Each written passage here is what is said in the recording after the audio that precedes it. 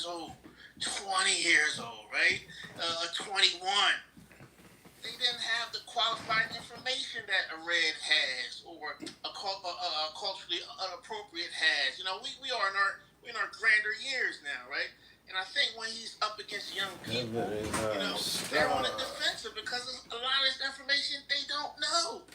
You know, and that was part of his snake. He wasn't home. Excuse for you old motherfuckers that believe this shit. See, my teenagers ain't with that bullshit. But I'm saying, how many teenagers know the information that Red just provided? Not many. My children do.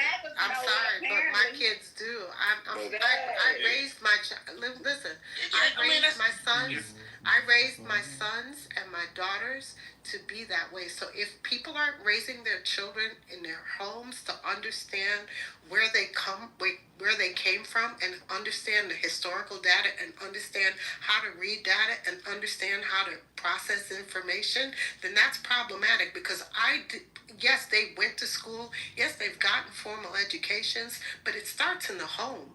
And if we're dependent on the education system to teach our children, you're a day late and a dollar short. That's a problem. Yeah, but a lot of it's also the point is that it's predatory. That's why he doesn't debate people like me or a person there because he can't bang. And they may know the information, but you have to be a certain type of aggressive and have a certain type of bite to get up there and know his platform, know that you're going to be posted on platform. We could go to the because he's gotten fucked up before. Let's be like he's gotten destroyed. He got destroyed by all them Cambridge University students in England. When you pick and choose insecure, kids that they don't really know their way around this stuff. They may even know the information, but they may not know how to deliver it. And if you bombard them, him and Candace have this very specific way of debating where they take stuff, and they ask you stuff and like right back at you and like try to throw you off your square. You have to be super confident. So it's not that they just don't know. They young, they little kids. I've seen the same debate that was on there. The boy, he was a kid, but it's predatory. Why you going there? Go bang with some adults. And that was my thing too. And that's why when he was just rushing you, Omari was getting mad. It was either Omar or Omari at the clip, and I'm like, well, no, this is important to highlight because the way that he used to pose that stuff, these kids didn't know how to debunk it or rebut it. But a lot of us in this room alone, we could have easily destroyed that man. So, but the danger of it is them being embarrassed in real time with lies and not having the ammunition to rebut it. Go ahead. He has a specific debate style that is not in good faith, right? Because you can be very specific and precise in your words, and then they'll try to repeat it back to you and say, like, so you're saying such and such is evil? Right. They have very interesting tactics to twist what a person is saying, and people are not expecting to have to correct like that. It's very Clubhouse, ain't it? They don't know exactly. to say. That's why I would have destroyed them.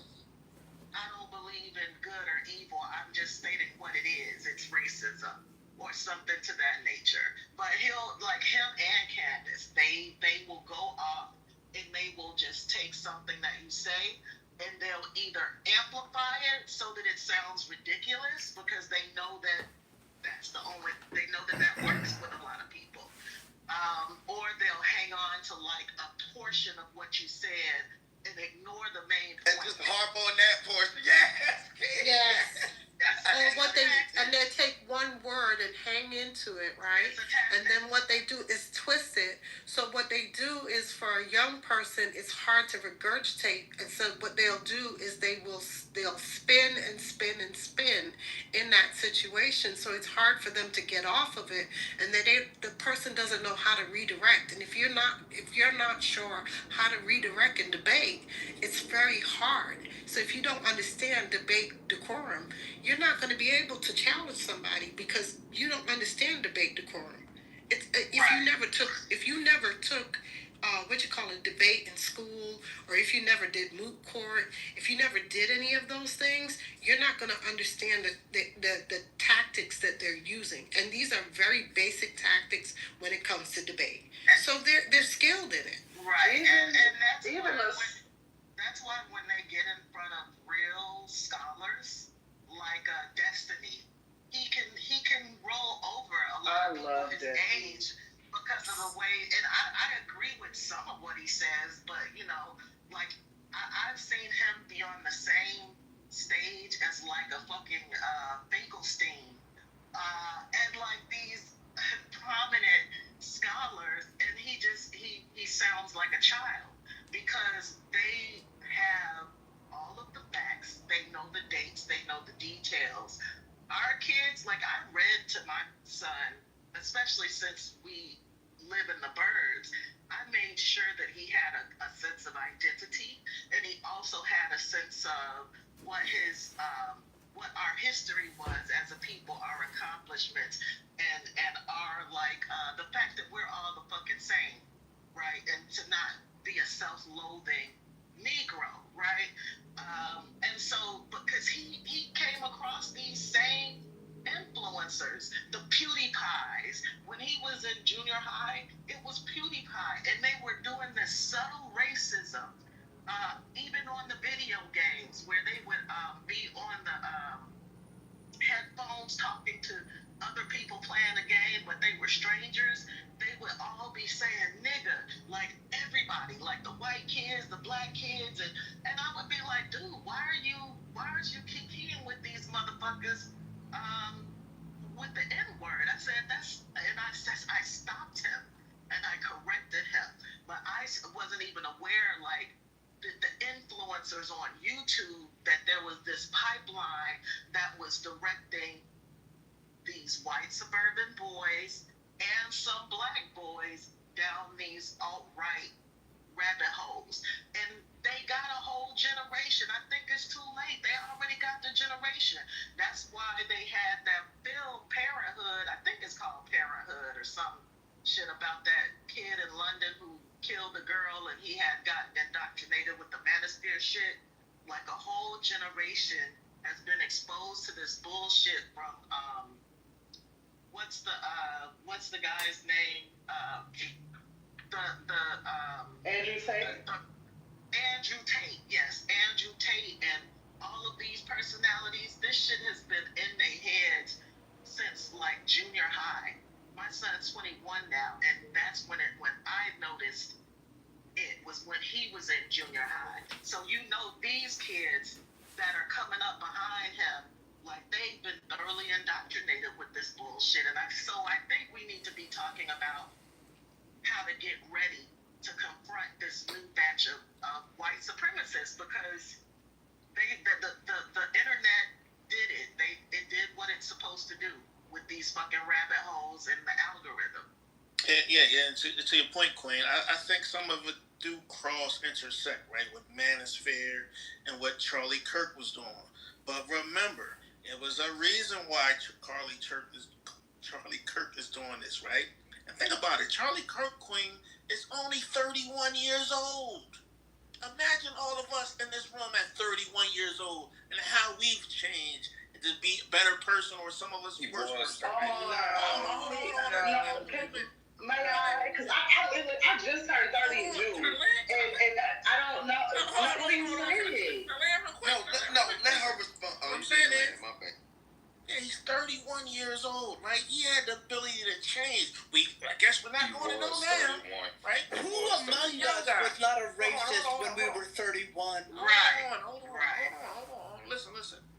We are never going to see his development, or as Julian said, his growth and development. Right? Shout out to Chicago, right? We're never going to see that, right? So I do agree with you, Queen, that some of it is a manosphere intersect, and it's a reason why.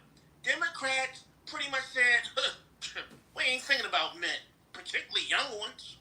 Who told right? you that? So it was a void that was filled. Hold on. That's why Obama had my brother's keeper. Queen, hold on. It was a void that was filled when you had young, I'm going to say in this case, white males who felt left out of society.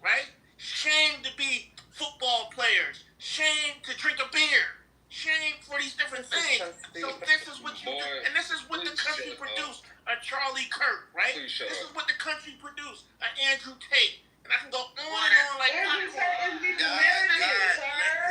hold on. Yes, he is. Yes, he is. His father's African American. So she's gonna be first to respond to him, then the rest of y'all. Yeah, and I'm done here in 5 seconds. 5 seconds. You know how short submissions, right?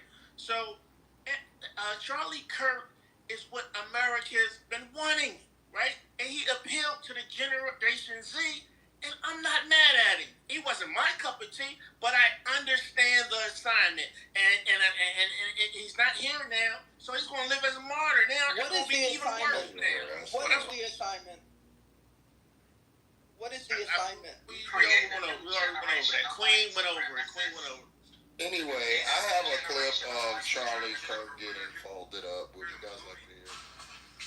Go ahead.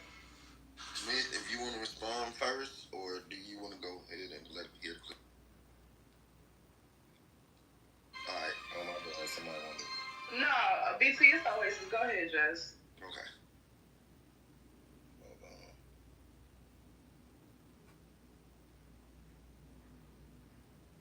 When he does, he pretends with his fake thought phases of just simply developing, which is before something is born, which is when life is generally determined. So, first, a classic clip. Question, do human beings have tails? I'm not exactly sure the essence of the question. Do human beings have tails? Do you have a tail? You know, I have never met anyone with a tail. I'm not exactly sure the essence. Exactly. But fetuses have tails kind of proves that at that phase, they are not a human being. They got tails. Humans don't have tails. We're not dinosaurs. Let me even show you a photo, if I may, okay? Do you truly, in your heart of hearts, truly believe that this is a human being? This? Without a doubt. Without a doubt? Yes. This is a dolphin fetus. So let me... Without a doubt, a dolphin fetus is a human being. This is a human fetus. Look how similar they look, but quite different. Dolphin. You just confirmed that a dolphin... In life, you confuse dolphins for human babies often. So let me ask you a question. You're like, someone's got human babies in that aquarium. Get the human babies out of the aquarium. Well, you labeled it as a human fetus. No, I did not. Dishonest. No, I did not. So there was that. That one set the internet on fire and...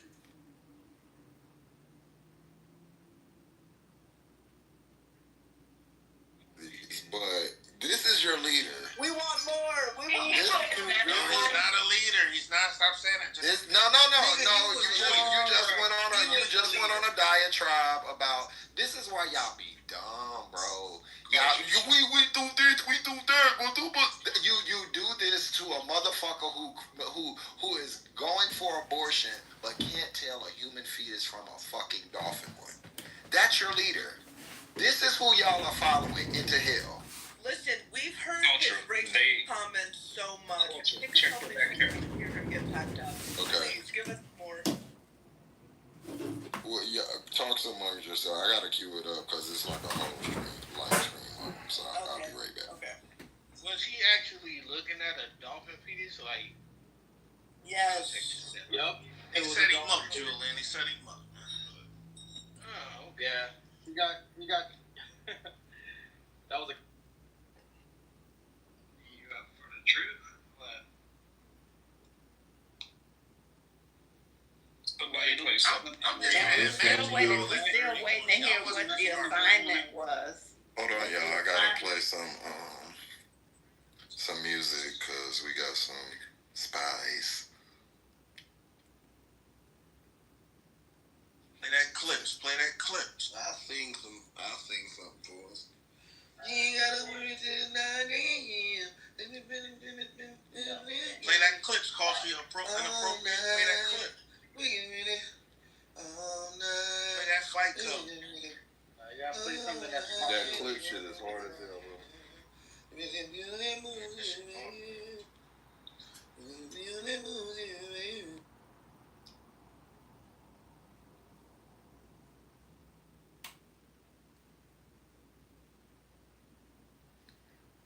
were doing a lot of verse.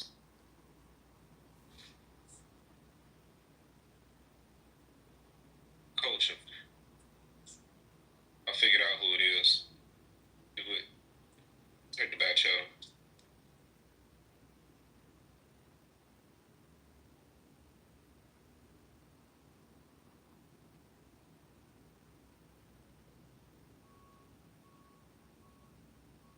dropped that, bro? Who dropped that? Leaving the club, so they hurry up. Take off your clothes now. Say, I've been listening, and it's like, of course, he had some white supremacist views, and he was trying to change the. What you mean? Yeah, of course, like that's supposed to be a given. What the fuck? Yeah, I'm saying he was. Of course, there was a few niggers hanging from the trees, But he was trying to change. Hey, no, stop there. We're not gonna normalize racism. We're not normalizing racism. He was trying to change. We're not gonna go by the way racism. A lot of these young minds out here. But at the end of the day, some of the stuff, like I said, I agree with some of his points. But a lot of you guys have been disingenuous with a lot of his points that he made. Because a lot of things, when you go read it, it wasn't in the same context that y'all try to make it. Can you just tell us one point that you agree with? I just want to hear one that you agree with. The empathy thing. He said a whole statement. He said he don't believe in empathy, but he said he thinks sympathy is better when you read the whole statement. You guys made it seem like he just, don't have any empathy. He just, said, I don't care about nobody. Nigga, he said we shouldn't be flying planes because we're not smart enough. No, what are you talking about? What Lisa played earlier, he was talking in the context of that lady saying that she was had affirmative action or whatever, and she got into the his position with affirmative action. He used that plane. He used that pilot saying basically if it's a pilot that's not qualified, I don't want a person that's just black not flying a plane. See, that's what I'm saying. You guys take things out of context and then try to make it seem like they make those things. You guys Wait, wasn't his response to the plane that crashed, and they automatically assumed that the pilot was a woman and the other pilot was black? Maybe I put the stories mixed up. That was a helicopter. Yeah, the helicopter. That was a response to the helicopter crash, right? But you know what? When he said what he said, what I heard, and the way I heard it, it's like if we was back in the day, it's the equivalent of saying, of course there's a few niggers swinging from the trees, and Master does whips a lot of them out there, but he does say some good things sometimes. Every day he said chicken is good, and you know what? Chicken is good. So Julian. I'm saying you guys don't have to make things up to make y'all point, and that makes y'all making anything up. So Julian, I have a question for you. Okay, I'm trying to paint a narrative instead of being. All right, Julian, here's a real question for you that's related to the subject. Okay, now he said he would question if a black pilot was flying a plane, the credentials were in the qualifications, right?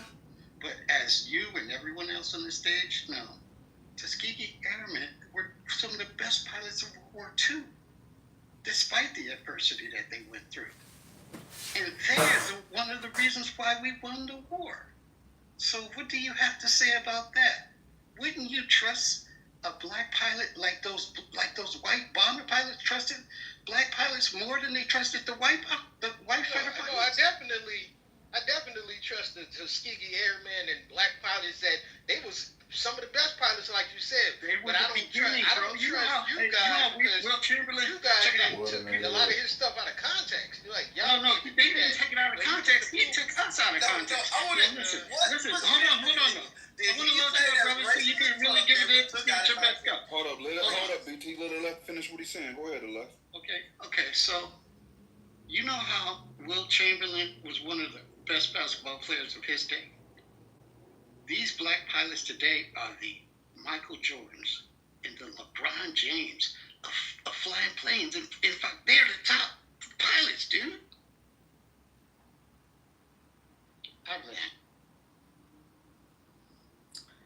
What's your point? If you taking his words out of context with things he say, then I look at y'all disingenuous because when I go look at listen, if you're gonna say that, it wasn't the right context for some racist bullshit. If you're gonna say that, then you have to come with the full context.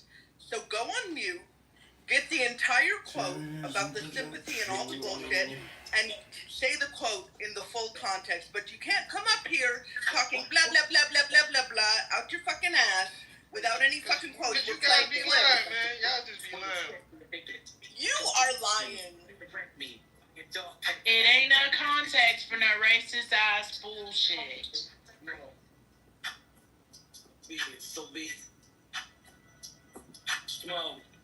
This nigga is naked. You're streaming around.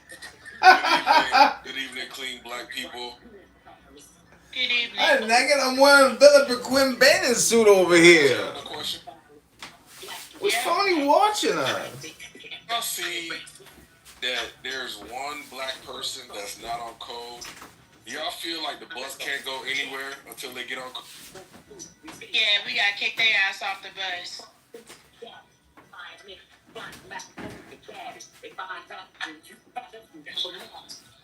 We gonna pull this bus?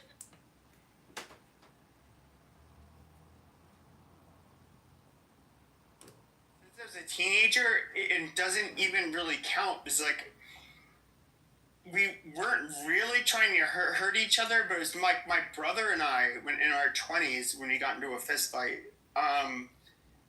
He ate my cheeseburger. That's what it's.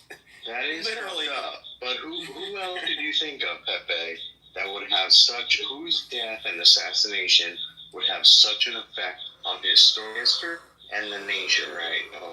Since we've been alive, because you're like a little older than me, but not much.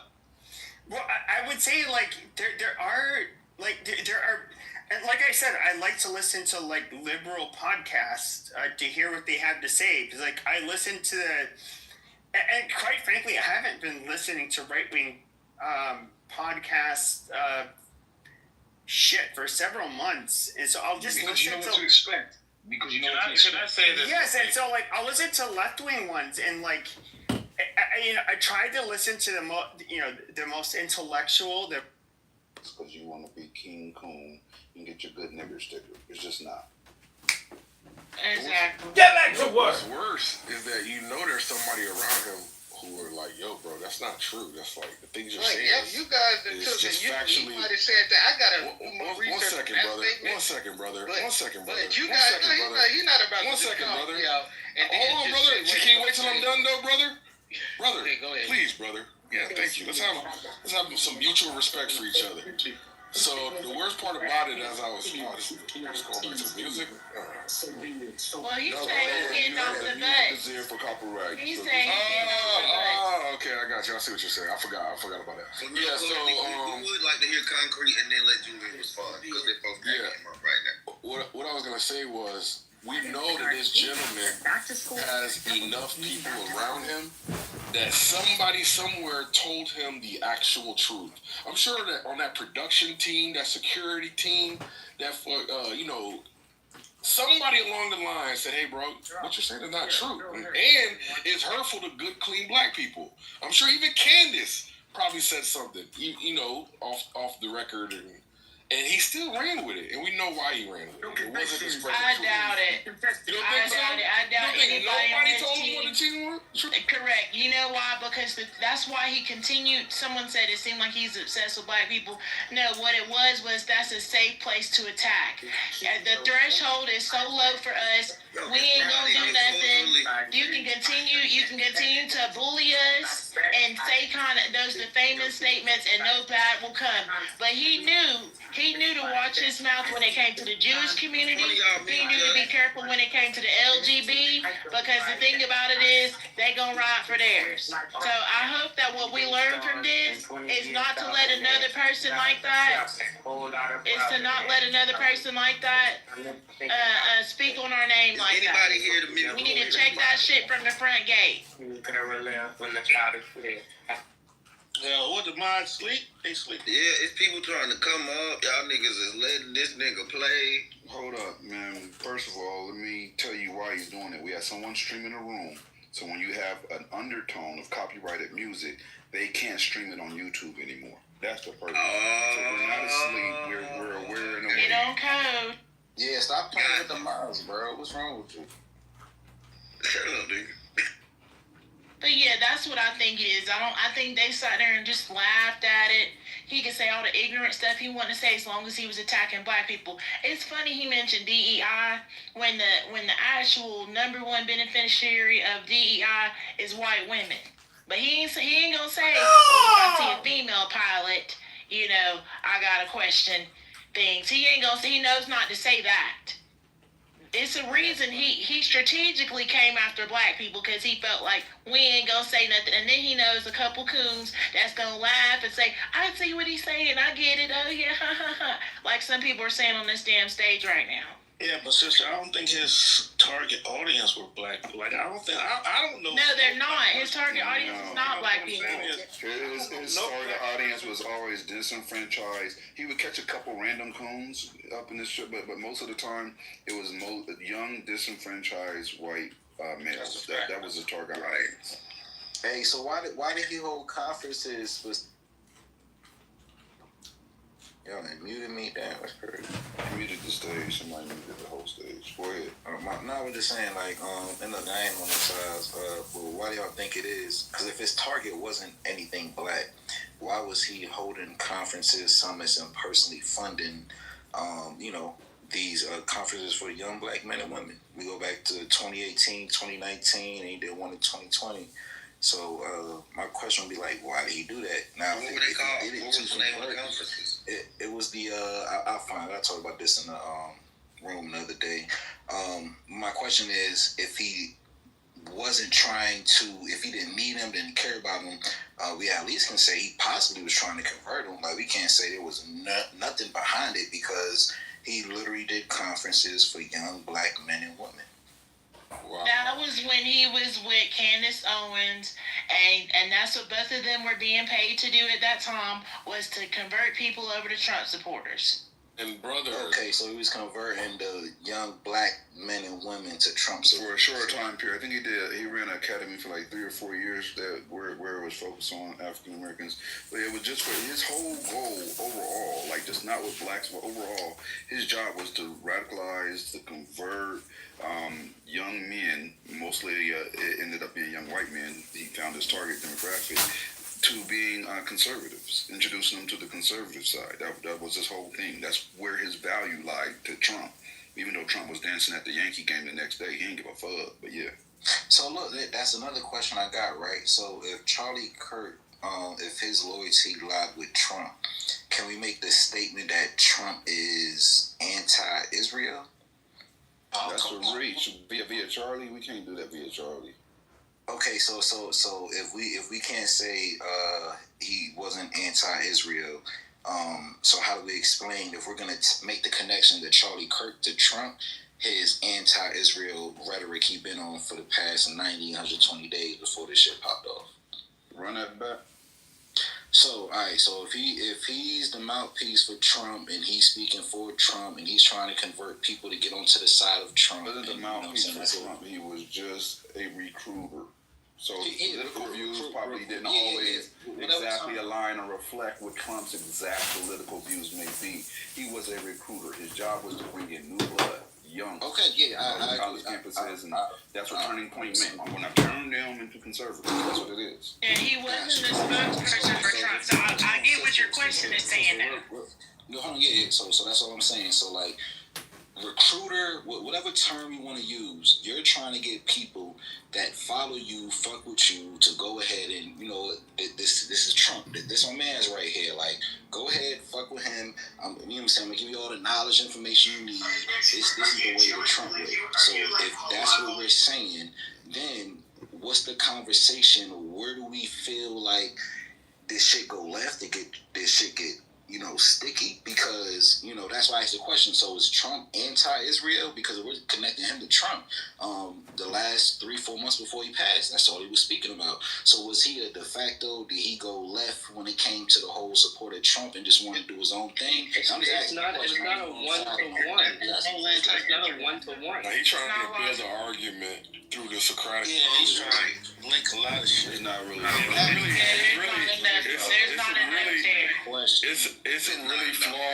It's some really flawed premises that you're operating under as well. And inaccurate too. The flaw I saw immediately was the idea that he did something for black people, or to, that said, oh, black people in the title, and therefore that's like a benefit to black people. Because, again, converting them to what? To be MAGA? Do you think that's beneficial for blacks? Oh, even yeah, if he were to get, even if, one second, brother, one second. Let concrete land. Let concrete, brother. let concrete land. Go ahead, concrete. Thank you, I appreciate it. So that's what I got from your first statement. That, if he were to do something for blacks, isn't that beneficial to blacks? He would have converted them. And then I just take it that profiteers don't mind where they make a profit. They want to make a profit in what would ostensibly be the enemy's home. They have no problem doing that. If they want to convert you, if they have some susceptible people who are willing to patronize them and convert to their ideology, even though it's destructive to the person that's converting, they have no problem with that either. It's called being a useful idiot. So I just take it that you were trying to make an argument that he's probably a beneficial aspect to blacks, and I don't see it unless you're making a different point. I think that's you just said something I didn't even say. Who was speaking? Go ahead. Yeah, I'm gonna go ahead. I want to respond to you on this. Like, he was not anti-Israel before he died. He was still pro-Israel before he died. The day before his death, he took a Zoom call with a rabbi and a commentator, preparing responses to anti-Israel comments, the questions that he anticipated coming, because he wanted to show that he was still aligned and in hand with them, right? So when you're saying, well, the month leading up to that, he did have a couple places where he went off key, where he went off base, which is why he was preparing with the rabbi the day before, because he wanted to reach out to make sure they knew that he was still on board. He was still surfing. So with that being said, bro, you can't sit here and say that he was anti-Israel when the day before he's preparing to show everybody how he is still aligned with them. Wait, okay. So hold on. Let's go to what the Gemini just said. The day before, he was preparing to meet with the rabbi to show how. No, he did a Zoom call with the rabbi. He wasn't preparing to meet. They did a Zoom call. Okay, he did a Zoom call with the rabbi, and this was to show that he's pro-Israel. It was to prepare him to field any questions about his allegiance to Israel. So is this Zoom call? Is this online? Is this something that I could watch? That I could pull up? No, but there's articles about it. You could. You can look it up. Oh, okay. And the commentator that was on the call with him. Let me find his name real quick. Yeah, this was to show that he pro-Israel. I would love to look, because I ain't right or wrong. Like, I don't know it all, but that statement. The prime minister's name that he spoke. Let's see. I'm about to find it. I just had it. While you're searching for that, I want to say. Rabbi Pesach. I don't know what's up the name, but it's Rabbi Pesach, Pesach, Walicki, Wolicki. And the commentator that was on the Zoom call with him is called Josh Hammer. And he was preparing responses to anti-Israel questions that were anticipated during his college campus tour to show he was still in alignment. So how do we? So I would say that would be an opinion. Like, and I would have to go back and I would have to literally watch and listen to exactly what you're saying before I speak on it, because if this is a Zoom call and you say this was to show his alliance with Israel, okay, I haven't watched it, so I'm not going to speak on it. I'm not going to say and debate you on that, cool. But when it comes to everything else, like, I mean, we can play clip on clip on clip. Like, if he's doing this to show his alliance to Israel, I would actually think that's what he should be doing, right? Because there's so much content, there's so many platforms he visited on that literally is saying the exact opposite. So I would have to listen to it myself. I would have to go to the Zoom call or whatever the case is. But yeah, I mean, I just to go a little bit deeper, he had a pattern. He had a pattern of aligning with people, then having problems with them and realigning. Like, he did the same thing with Trump. I don't know if you know about it. He was criticized for.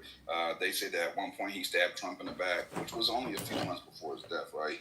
And then he realigned. He was also saying he wanted the Epstein list released right now. We deserve full transparency. And then later on, he retracted that, saying, "I trust my friends and my places to do the right thing." So he did this multiple times, bro. Yeah, so the Epstein thing, literally before he died, the last thing he spoke on was transparency, and we need to see what's in these files because we don't believe what Cash Patel and what the Fed is saying. So if you're saying he flip-flopped before he died, literally before he died, his last stance was literally, y'all need to release the Epstein files. I don't believe what the Feds is saying. I don't believe Cash Patel. I have a clip where he says he doesn't want to see it released anymore. I'll find the clip and play it for you. While you find that clip, I wanted to just say he was more like Candace Owens than he was different. And we all know Candace is a flip-flopper. And Candace Owens also immediately following his death, sat there and said that she said they were best friends. Now this is her words. They were best friends. She said that there were a lot of things that he believed in that he didn't necessarily feel at liberty to speak about. So what it tells me is that, they were having these conversations and stuff, and he probably flip-flopped the same way she did. Now, she recently, I think yesterday, tweeted, Charlie Kirk was fighting with some very powerful billionaires that he took money from over things he was discussing. The pressure on him was immense over the last 2 weeks. The truth will be revealed, the messages will be leaked, and the movement he built will rise up. So it seems like there's something that she knows that she's trying to get out. That's a good point. So one second, I want to give you this concrete real quick. The Charlie Kirk Show, July 14, 2025, quote, honestly, I'm done talking about Epstein for the time being. I'm going to put trust in my friends in the administration. I'm going to trust my friends in the government to do what needs to be done to solve it. Balls in their hands, end of quote. Okay, mine's is from the end of August, so let me get this and drop this in the chat. And that's what I'm saying. So go ahead, sister. I just wanted to understand, why does any of this matter? He started Turning Point USA, which is a Christian conservative group, and they endorsed Trump not once but twice. And they use their organization to, endorse conservative politicians. So, are you trying to get at the fact, or are you trying to make a claim that Charlie Kirk was not a Trump supporter simply because they had that one disagreement? I think she's talking to Gemini. I don't know. No, I'm not talking to Gemini. I'm talking to you, whoever. Wait. Oh, you talking to me? Yeah. Oh, wait. The guy who was speaking earlier? Yeah, you probably federal agent. Somebody else. I kind of, Yeah, him. Sorry, sorry, yeah. Me? What was the question? Because that's the question that I literally posed. I literally posed the question when it came to Trump's alliance with Israel. My question was, so are we saying that Trump is anti-Israel? And I asked that question because Trump isn't anti-Israel. Okay, so when it comes to the last 3 months or whatever time frame, because Gemini just made a statement from the show in July, and I got one from August. So Charlie was starting to become anti-Israel. So when did he stop becoming the mouthpiece or the cheerleader, whatever you want to call it, for Trump?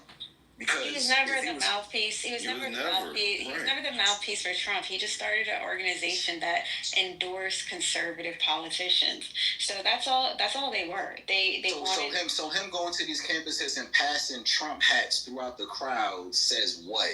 That he endorses Trump. Okay, so are we gonna do semantics when it comes to a mouthpiece versus? Because Charlie Kirk had an agenda. His movement, he had his own movement. Trump is a mouthpiece for the conservative movement. I think that's where the confusion is. Yeah, definitely. Trump is the mouthpiece for the conservative movement. It's not the other way around. Bro, that man supported MAGA and Trump, and he spread that shit. Like, what are we talking about? He's not bigger than Trump, so he's not bigger than Trump. I think to address your point, yes, we're not playing semantics, but we are being precise with our language, because a mouthpiece is somebody who speaks directly for somebody. A supporter could be a mouthpiece, but is not necessarily a mouthpiece. A mouthpiece is repeating verbatim what the person they're representing is telling them. That's not merely a supporter. A supporter can have their own agenda, their own ideology, and still support somebody else because of some overarching goal. Doesn't mean that they are in lockstep. A mouthpiece speaks specifically. Okay, all right. That's how we're using. So I'm gonna say I agree, but how many mouthpieces or supporters of Trump have passed away or something horrible happened to them, and Trump said we're gonna fly the flag halfway? Like, come on, let's be for real, bro. Are you just saying Charlie Kirk? All right, so All right, so let's use the definition or the term.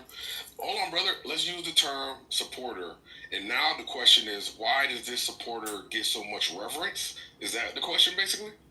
Yeah, we can go with that. All right, great, because he really appreciates his work. There you go. He really appreciates it. He's highly indebted to the work that he did. There it is. Gemini, are you there? Gemini? Any of the mods there? I'm right here. I'm right here. Can you remove John Kitover? He's saying that he's going to report everyone in this room. He's in the goo. I'm not giving him too much attention. Yeah, he don't got no power. He feeds off of that. I don't want him. He's got 1,000 accounts. I don't want him adding me. I don't. He's gone. He's got 1,000 accounts. He's gone. He's streaming as well. right now. He's still streaming. Oh, it's my YouTube channel. I hear what I believe what the last gentleman was saying about he was indebted. I agree. It would look really bad given all the rhetoric and all the stuff that Charlie was saying pro-Trump. It would look really bad if, something wasn't done. Some type of commemoration or whatever. But I also think this is the right weak attempt, I'm going to put it like that, to try to turn this man into a martyr, to try to make it look like we put him on the level of a JFK or MLK, and to rewrite history. Because many of us were not that familiar with Charlie, but I'm hearing that now it's getting global attention. I was in a room where a girl who lives in Denmark said that they held a moment of silence in Denmark for Charlie. We've been hearing about the protests happening in the UK and how there were more than 100,000 people that were basically also aligned with Charlie. Japan, South Korea, it's just a lot of, South Korea. I mean, and it goes on. We're hearing people in Nigeria that's getting online and crying about it.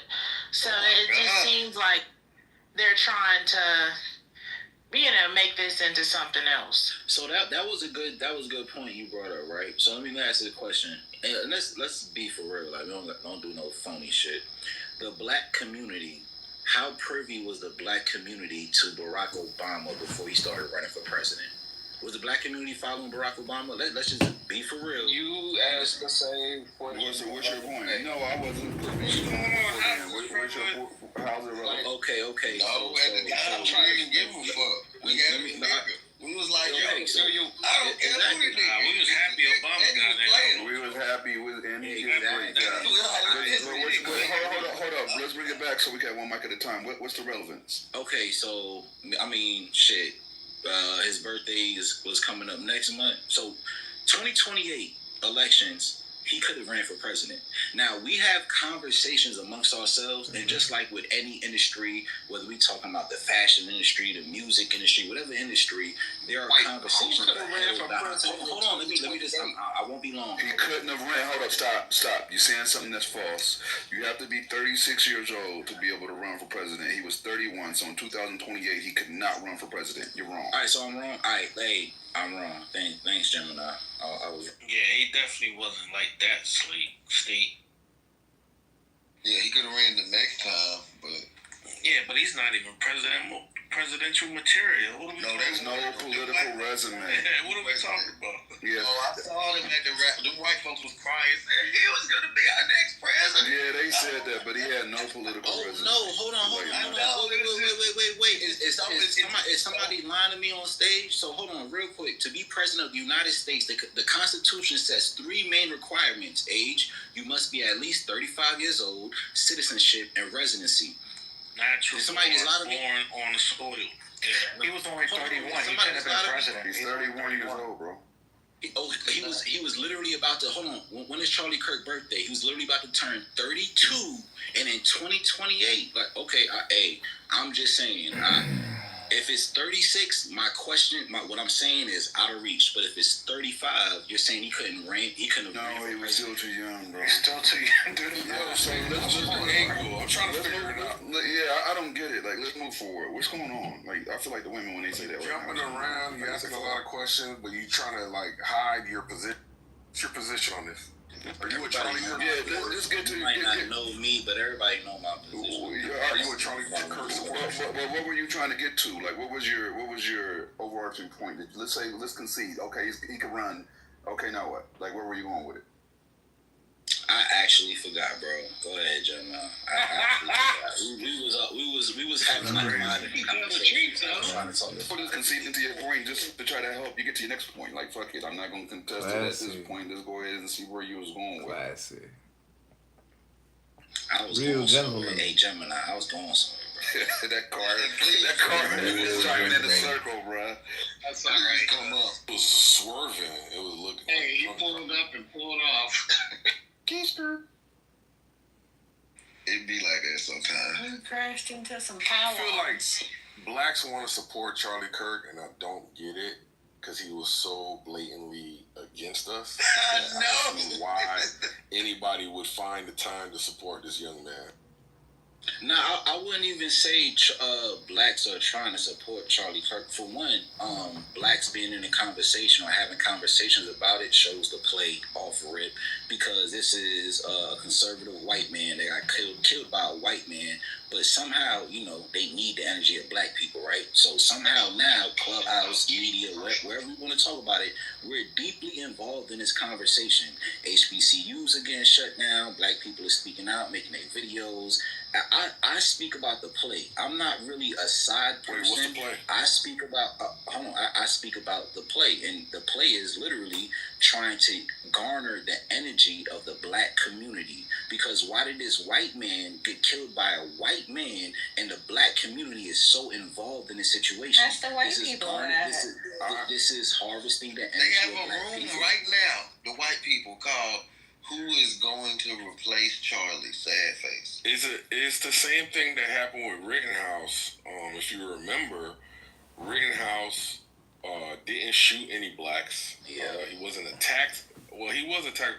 I don't think he was ever hit by a black. It was a black dude that was there, I think, with a skateboard. I don't know, but he didn't shoot any blacks. But the thing is, he was like black adjacent because he was patrolling the George Floyd protests. So that's why we're involved with Charlie Kirk, is because he was an outspoken, harsh critic of the black community. So obviously we're pulled into the fray with his assassination, because it could have possibly been one of the Negroes to have done it, even though we know that that's not our type of shit. It's still something that we could have been involved with because of his outspokenness against us. Still involved because, again, it's his outspoken man. To redirect the conversation, I have a question, right? Because we are hyper focused on someone that's not here anymore and is creating a larger impact in his passing than he did when he was alive. But on our side of the fence, our side being anyone that is not pro-Trump, right? Do we have anyone that is our Charlie Kirk, that is actively recruiting, effectively recruiting the younger generation that's going to come in, the new blood? Like, do we Dr. Umar. Absolutely Dr. not. Absolutely. Yeah, Dr. Umar. I would think, Absolutely no. after seeing how impactful and effective he was and how pertinent he was to their campaign, that we would duplicate that or improve that and utilize it on our side at the same time. Like, you have to fight fire with fire. You can't just sit back and see, okay, they're obviously going to run that play again. That play is working. Matter of fact, they don't even got to run it again. They're going to improve and enhance what's already there. So we need to be doing the same thing so that we can have new energy, new blood, new people coming in on our side with fresh, younger ideas on how to campaign and market and reach a newer generation. We need to focus on that. I think that would be a better thing than to keep talking about somebody that's already done their job and is still doing their job in post-mortem. And Gemini, will the Democrats have a person that wants to recruit young men? That's ultimately what it comes down to. And that's what Charlie Kirk did. That was his superpower, right? Because the man's dead now. I'm just giving maybe a little teeny bit of flowers, right? His superpower was galvanizing young white males. And that's what the Democrats do not want to do. They telling y'all, them white male or guys like BT, what they call it? Masculinity, toxic masculinity. Oh, boys shouldn't play football. And that's the culture war that Charlie Kurt was fighting. I don't know if the Democrats want to ever do that. Well, there's like a couple of key aspects that a black. Well, there's a couple of key aspects that a black person is never going to be able to duplicate, which is being that level of vitriolic on a wide platform, right, and be widely respected by the mainstream while being highly vitriolic. Number one. Number two, $1 billion backers. So those are gonna be like the two. So all the Democrats are opponents. So all the Democrats are broke. Well, I just take it that $1 billion. That don't make sense. Come on, brother. One second, brother. I take it that $1 billion donors aren't in the business of backing vitriolic black people for the sake of helping galvanize young black people. All you gotta do is do the same thing. He was vitriolic, but it's the way not he true. Jasmine Crockett got Alex Soros as his backer. Is the way, like, he put the medicine inside the Kool-Aid. Right, so if you watch the way he did it, like, he would have speakers like Nick Fuentes, who was openly racist and would tell you he's openly racist. And Charlie Cook, that's why he was openly racist. Charlie the gang was Nick working Fuentes with. was not allowed on campuses because he was so vitriolic. What Charlie did was he played the middle ground. So I'm not, a white nationalist. I'm adjacent to it. But I'm pro-Christian and everything else lived me on campus. And then he would bring them in as keynote speakers. So they were on the same campus that would not have them there if it weren't for his platform, right? So I'm saying all that to say whoever takes it up on the left side doesn't need to be vitriolic. They need to be tactful in the way that they launch out so that they can be palatable to mainstream. That has to be the goal from day one. But it has to be authentic too, more than anything, Gemini. Kurt was his authentic self. It can't be like a fake, kind of phony Democrat. You know what I mean? It gotta be. You're talking about. Let me just finish this real quick. If you're talking about getting support in a way which is not acceptable as a black person, or I'm saying it for a white person is acceptable. He can be as vitriolic as he wants. He can tone it down and still play the racist card in front of you. A black person can't do that. There's no possible way that would be palatable on any mainstream level if you're being an extremist. But it can be a white guy. Basically, it can be a white guy. So now, we already have that. If you have black people if you have somebody who wants to be a spokesperson to get black people behind them, as vitriolic as they can be in that regard, we already have that. Give me a name, brother. Of somebody that goes after black people. I think I said Dr. Umar. No, I would it would be easier if you said Cornel West, but Dr. Umar. All the typical names that do the same type of work. Wait, you don't think that those are people that get support from black people? I mean, you might not like him or respect him, but he's still somebody that's trying to get the job done. The average his level of vitriol. Look at his agenda. Look at his level of vitriol. Not Dr. Umar. He bet his money bad. Here's the issue. His agenda, his level of vitriol is probably what got him no funding. Had he been a different race with the same agenda, he would have got the funding. But because he's black, because he was so revolutionary, that's why everyone stays away from him. Yeah, I would definitely say more so Cornel West versus Dr. Umar. Like, Cornel West is 70. But also here's other thing. And before I go into this other thing, let me say this too real quick. So I was correct. Before Charlie Kirk turned 35, he could have ran for president and got elected. Just plug the numbers in, and I'm gonna leave right there. Put it in the chat. Talk to me back on the stage. However it goes. So now let's go back to this conversation, right, bro? If we talking about Umar, this is what we gotta understand. When it comes to voting, and when it comes to the House, and when it comes to the Senate, this shit is a monopoly. It's a monopoly. Tell me, outside of the early 1800s, late 1700s, and we know why these people won, who ran off a third party and actually became president? Nobody. I answer it for you. Nobody. That's because this whole voting system is a monopoly. Because once you're at the independent level and you're in a certain state, guess what you still got to deal with? You still got to deal with the House and the Senate. You still got to deal with the Democrats and Republicans. You got to pick a side. If you want to be president of the United States, I'm sorry to say it, you have to pick a side. You're going to run as a Republican or a Democratic. That's it. There's no in between. There's no gray areas. There's nobody you can tell me in history before that like solely just did an independent campaign and became president outside of what I just said. So, that's just how this shit is set up. It's a monopoly, and it's fucked up, but this is the world we live in. Well, yeah, but to Gemini's original question, I'm gonna say the Democrats loosely, right? They don't have no one that's 31 years old, first of all, right? That can galvanize Generation Z, right? I'm trying to think outside myself, right? Think outside the stage. That side don't have it, right? They're not galvanizing young men. We know who they're galvanizing, right? That's literally my point. Right, that's what I'm saying. They don't have nobody of the equivalent. A weak point, then it needs to be addressed, and that gap needs to be filled. We need to have someone that can go out there. They need to have some financial backing and go out there and target a younger audience and bring in new blood. Like all of our military institutions, our police academies, everybody, they always are actively recruiting young guys, younger generations. Like that's a mandatory thing for us to even maintain our position as a number one military source as far as the nations go, right? We have to actively, that's one of the things Trump did do is, since he's got in, I don't know if y'all do know that, but the police numbers and the military numbers have shot up, right?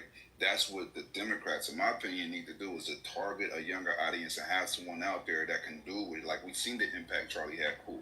Now we understand that. Now we need to move in that direction so we could do that for us. So we have a newer generation that's ready to take up arms and move forward and push the line. Like, we need that. And then somebody put up Westmore as a possibility. I mean, we have a lot of people in the black community, but they just don't have the backing. So maybe we should start backing some of these people.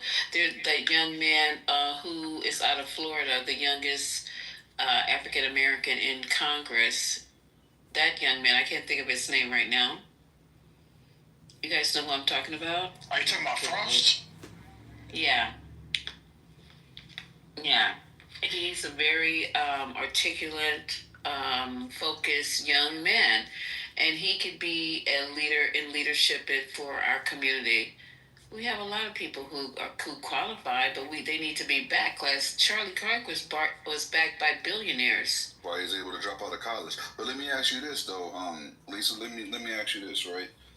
Do you think, from the Democrat side, that the person needs to be a young black male? Don't you think it'll be just as effective or impactful to have a white guy do it as well? That the race doesn't play as big of a role as the recruitment, the effectiveness of the role of a recruiter that they have, right? Like, if we're looking at the racial demographic of the country, you probably would be better off using a white guy to do it, honestly, because who makes up the majority of the country?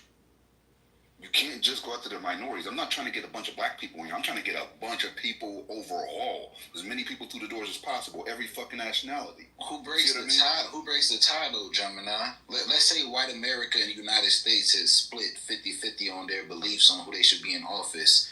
So now who breaks that vote? Who's a tie-breaking vote at that point? Black America, right? We Right, but we got to get to that point. So let's get there. That's what I'm trying to say. We need to get to that damn point. So we need to use whatever tool. Like, you can't. I don't care about the color of the tool. It could be purple, as long as they can get us there and bring new people in, and they're effective. And we see the numbers, we see the stats and facts. Then that's what we need.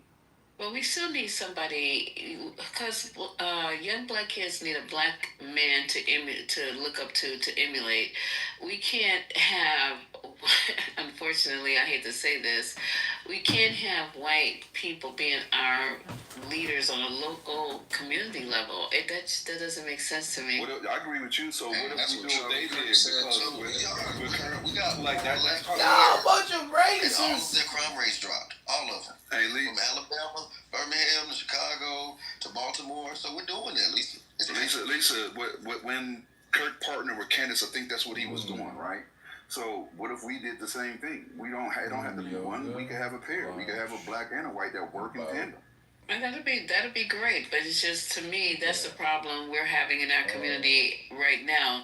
That our youth need to be able to look up and see the leadership, see the success, and the pure reason that they no longer or haven't been teaching American history that includes Black achievement has been a problem. And then we don't do it in our own. I'm not saying, when I say we, don't put this jacket on you if it don't fit, in our own household. So now that we know that it's going to be a possibility of it being deleted throughout our school systems, we have to be a little bit more vigilant on showing our children that there is nothing that we can accomplish, and look where we've come thus far. We've come so far, and we have a lot to show for it. It's just not we're stuck in a dependency stage and on some plantation we can't move around. I've said it once, I've said it twice. We have excellence in every field in this country, from A, astronauts, to Z, zoologists. You're going to find a Black person who is achieving in excellence, not marginally, and don't even require affirmative action. Are you racially obsessed? Oh my God, here you go. I thought you were not talking to me. What happened? Don't interrupt. No, I don't mind talking to you. I can't. I'm not gonna. I'll drop him. I'll bring him back, but he's gonna have to wait till you finish what you were saying. Go ahead. I'm just saying that, yeah, and to answer his question, yes, I am. Because you know why I am? Because I'm supporting my people. I'm supporting my community. It's called the American people, stupid. That's what we've always done as Black women. It looks like we have to keep on doing it. So if anybody has a problem with it, that's on you. Don't make your insecurities my problem. She's obsessed with Black, right? Lisa, I don't have a problem with you. I don't mind talking to you. Lisa, I don't mind talking to you. The only reason I left the room the other night is because you were swearing every other word, and it was disrupting my spirit. Okay, well, yes, ma'am. Excuse me. Now the other thing is, your people, okay, there are Black people that you don't care for, like a Candace Owens. You don't care for her. So what I'm saying is, there ain't no such thing as my people are Black. It's my people are people who are aligned with my way of thinking. So you need to stop with this racial approach and look at it in terms of your people are people that agree with you and that you're aligned with. Candace Owens ain't your people. Mr. Coonologist over there on the Supreme Court ain't your people. It ain't a Black thing for you. It's about how they think. So you need to keep it all the way real with yourself. Okay, and stop making it seem like it's about race, when in fact it's about how they think. Tell the truth. Don't tell me how I think. You're not in my head and you're not in my bed. So you don't know how I think. I'm telling you, I have always uplifted Black people. Now, when they're not uplifting and being positive to the race, to the community, you get none from me. You definitely get none from me. But when they are, when they're in line with what we need to have done in our community, our tangibles, like you guys like to say, what we need to have accomplished, then everybody is. No, that's he is right about that. Oh my God, I don't care what you guys think. You guys can speak for me. Let her finish what You she's saying, bro. guys cannot Let her finish what she's saying. Let her talking. Speak for yourself. You're not going to overtalk me, I'm shooting niggas if y'all overtalking her. That's what it is. Go ahead. Let her get her point across. I don't speak the whole night. Then y'all niggas want to come off mic and interrupt me. Let me tell you something. Speak for yourself. Don't come on this stage and speak for nobody else because you don't know them. Speak for yourself in the first person. So is Candace Owens your people? Is Candace Owens your people? Like you said, no. Black people? All right then. So don't say it's about Black people. It's about people that you agree with. I just explained to you about that, and you're like I said to you the other night. You don't listen to absorb. You don't listen to appreciate. You don't listen to engage. You only listening, waiting for your chance to contradict on shit that you haven't even gave the whole conversation any type of consideration.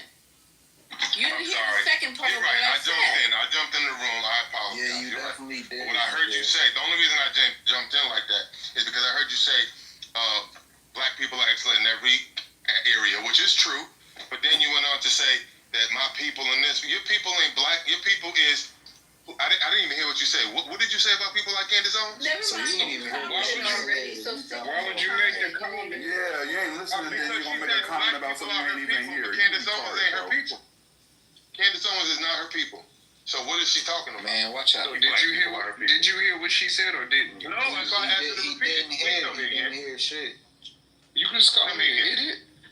No, I would never call you an idiot. What did she say about Candace Owens and Coonfinity over there on the Supreme Court? What did she say about Clarence Thomas? Bro. You was coming off mic for no reason. It don't matter. Now we all know you come off mic for no reason. Represent black people. Remind me what she said. What did she say? You should know because you started snapping, right? So if you don't know, I was just trying to figure out what she said. I didn't hear what she said, brother. Can you repeat it? You should be the one to be able to repeat it because you came off mic snapping, right?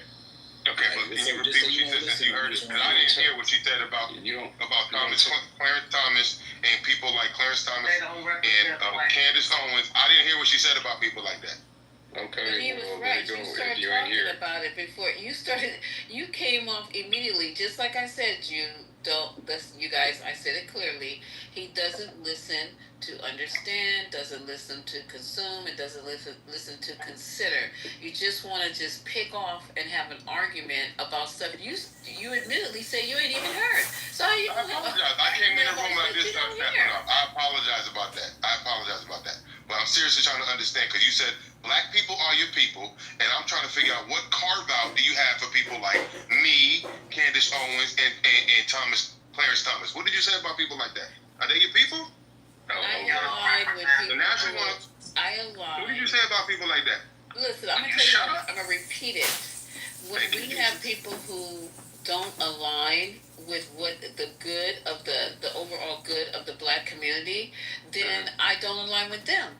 And is there anything more basic that I can tell you? Make it more simple, put it where the goats can get it? That's just plain. Because even from the time we got over here, and all y'all know, somebody was putting about Harriet. Not even Harriet. What was the first rebellion? What was the guy who held the rebellion? It's late for me, y'all. He had people yeah, come on. We're not going to bring them all. So let's not be uncomfortable with leaving the ones who want to be left behind because they think the master's water is colder. I don't have a problem with leaving them behind. So then why don't you say I'm for the black people that agree with me instead of saying I'm for all black people? Because that's not what agree. I said my community. I don't know if I. What am I? Am I speaking? Why are you? Do you consider people like me in your community? Understand? I said. Do you consider people like me in your community? Am I in your community? Oh my God. Okay, y'all. Am I in your community, Lisa? No, you ask yourself that. Don't ask me. I'm asking you. Because I'm not in your head. Do you think I'm asking you. Am I in your community? I asked you, do you think you're in the community?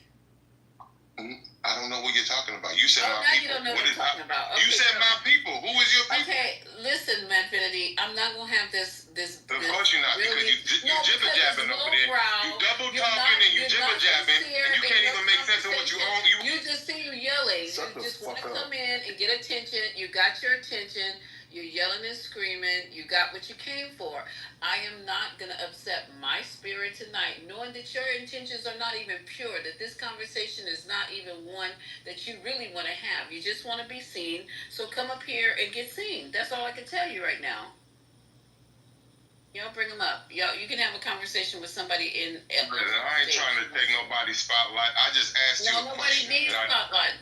Nobody needs a spotlight. We having a very. You jibber jabbing and double talking, and I don't understand what you're talking about. Okay. You're not even listening. You're just talking to try to be seen, bro. We both talking. I ain't trying to be seen.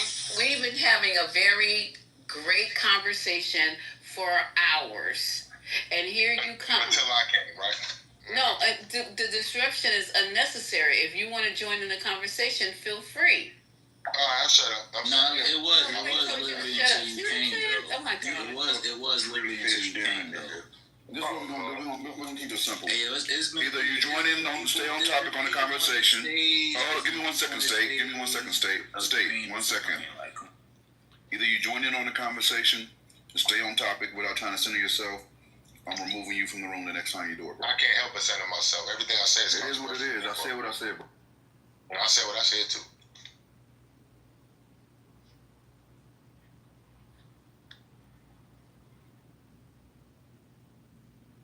Where were we? Okay, so can we move the rec around? Who was speaking? There's somebody speaking so eloquently before we. Yeah, somebody was speaking. I was trying to remember where were we. Yeah, that was me speaking so eloquently, but I forgot what I was saying. No, I don't think she's talking about you, Stay. I really don't.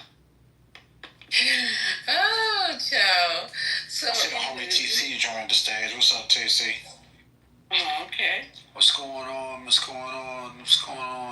Yeah, man, it's crazy out here.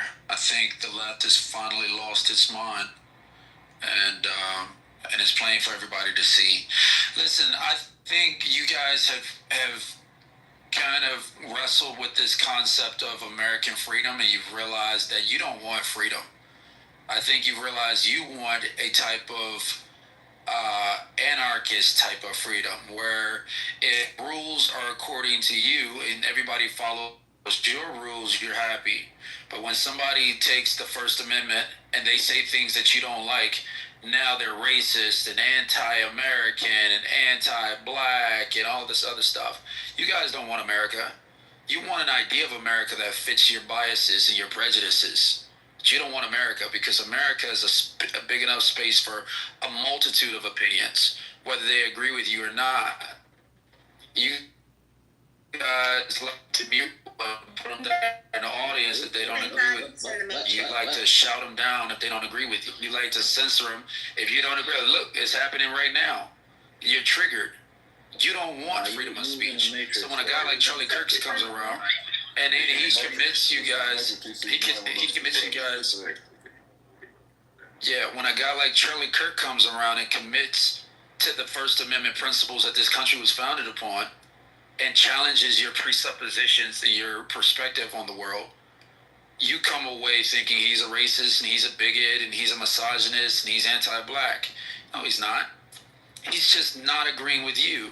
And if you come to a debate with him and he has a more informed position and you walk away with a bit of information that you didn't have before you came to the conversation, you don't denigrate him. You don't try and celebrate his death. You don't celebrate his assassination. I got next. You what you do is you realize that, damn, this is America. This is what America looks like. This is what I get when I get America, which is why this guy is celebrated.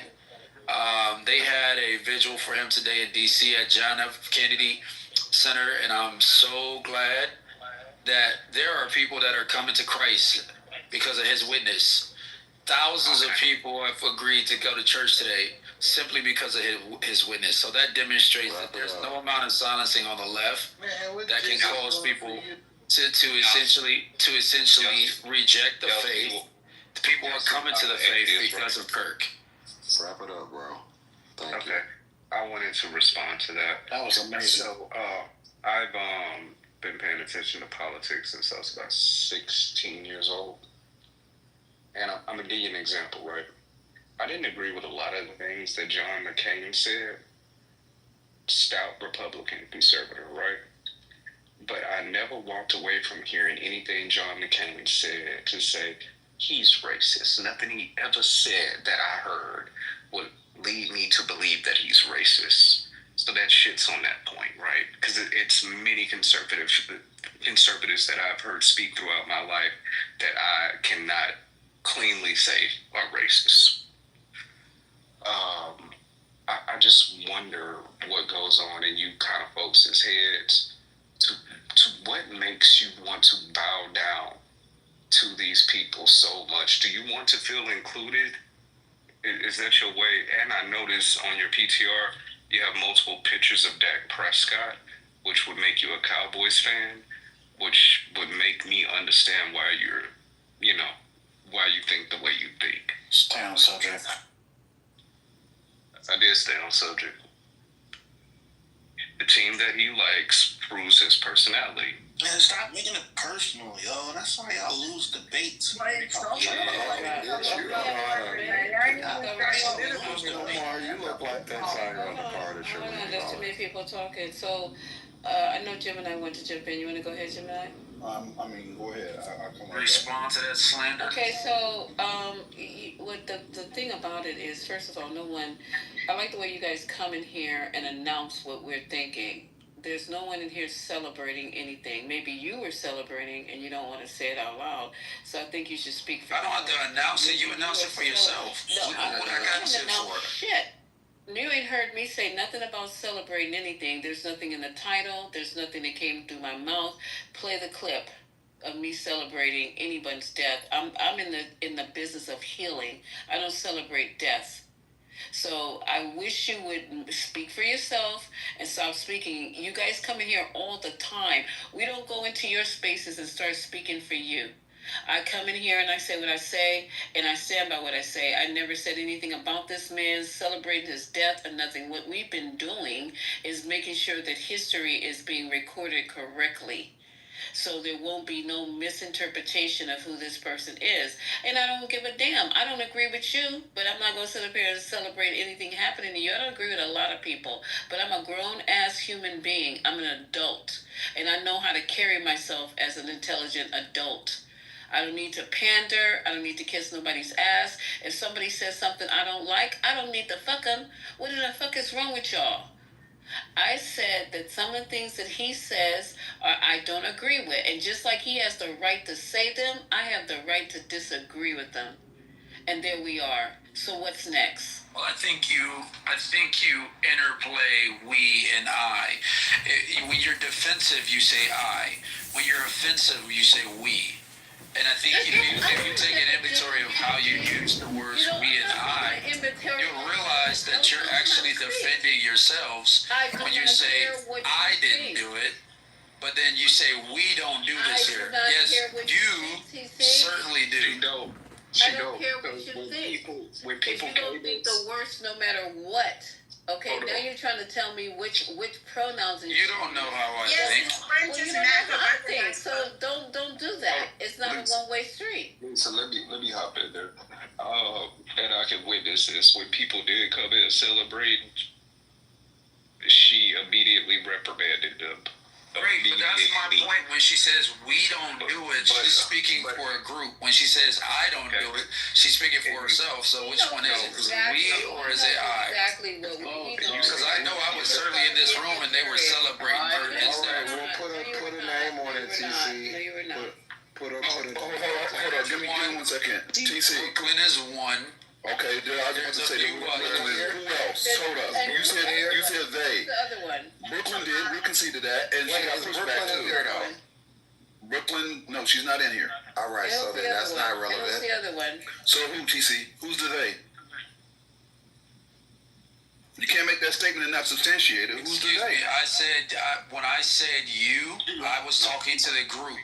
Because when Lisa says we, she's talking You just said they. You just said they were celebrating. When it's tolerated, it becomes tacit consent of the entire group. It wasn't tolerated. Matter of fact, hold it for 1 second, Just give me 1 second. TC.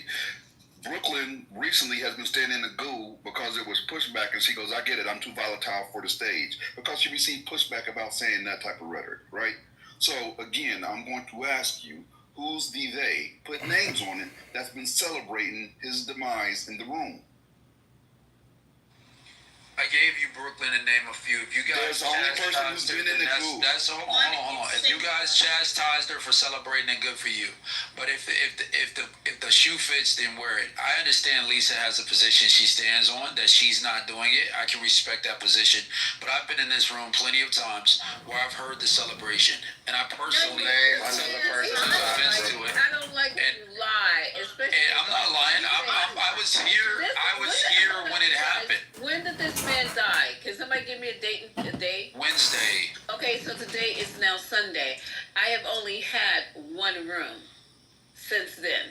So how many times have you been in here and the replays are up? How many times have you been in here and you've heard people celebrating? And you know what's funny? Moving on. No. We're not gonna move yet because he chastised you for using we and I interchangeably, but he does use they accurately and only has named one person. I've come in here plenty of times, and his death has been celebrated. Plenty of times. One room. By who? It was only one room since the death happened, so you came here plenty of times. By who? TC, name him. Was it me? Did you hear me do it? Who? I just gave you the name. I just gave you the name. That's a name. You said they. One is singular, dumbass. I'll give you the name. They're talking about when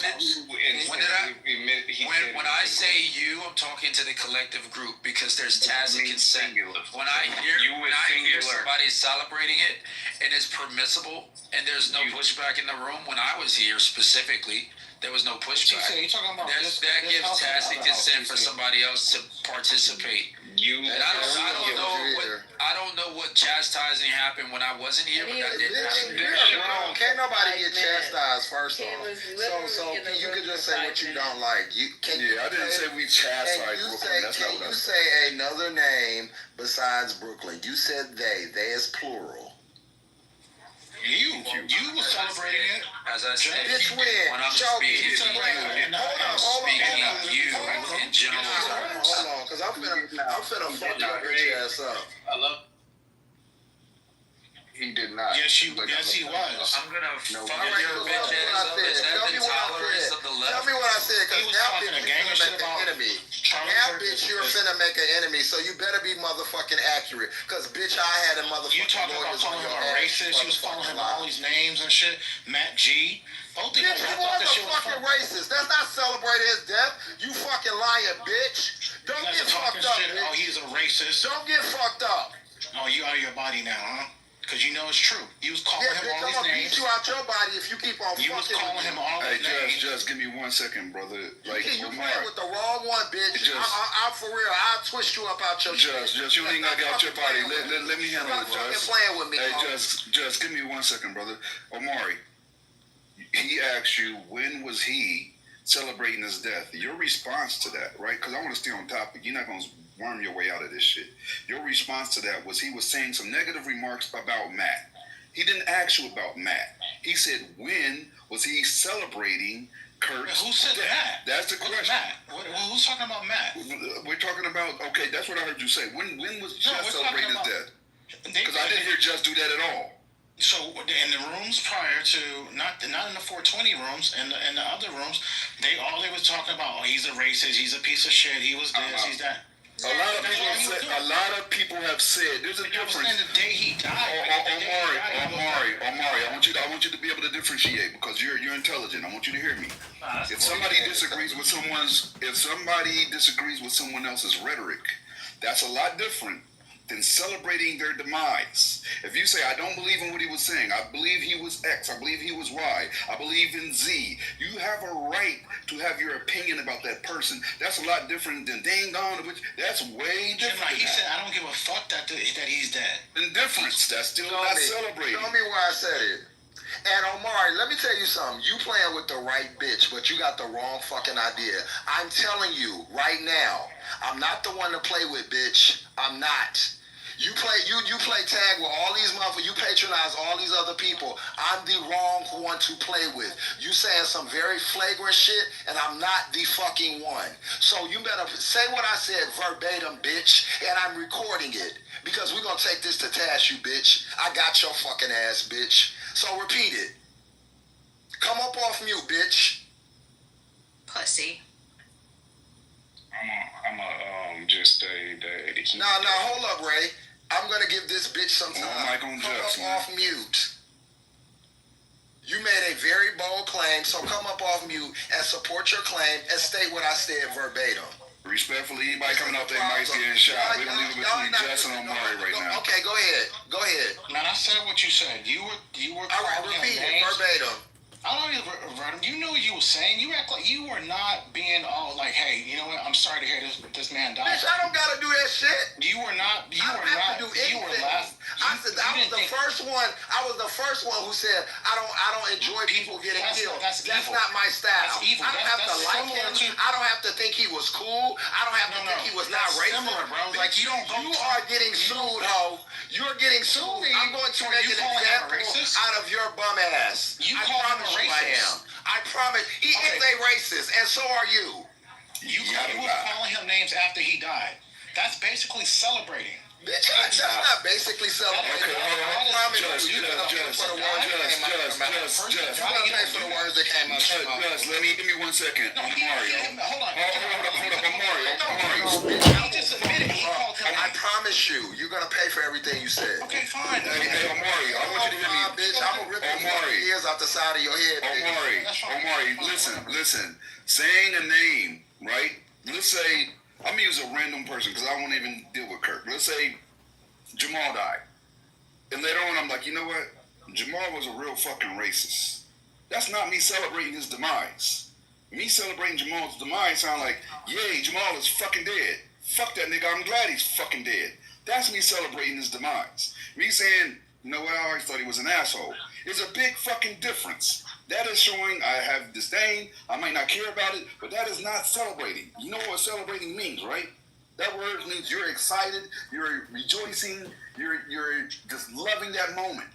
There's a big difference in saying a name or saying this is how you felt about said individual than celebrating. I don't see it that way. I don't see it that way. We just because you think it's funny to play with people. One second.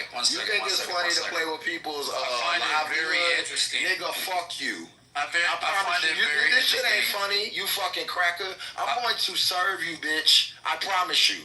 You play with the wrong motherfucker. You won't never get along around me. You won't put on you. I promise you, bitch. I don't give a fuck what you talking about. You won't never get in a room with me. You won't never get in a room with me. I don't give a fuck what you talking about. You admit to that. Fucking hoe ass nigga. You gonna sue me for your racist statements? Yes, bitch. Okay. Yes. Do that. Yes. You do that. Your racist for defamation of character. Yes, I'm going to sue. For your racist statement that a man was shot and killed. Yes. Okay. You do that. Bitch, I can say whoever is racist. You want to call him all these crazy? names? Do you understand what country we live in? The day he died, you calling this man all these names. He's a race, and I'm calling him that today. Hey, Omari, you understand that he said that Martin Luther King was a cheater and everything else, and this man was already dead, right?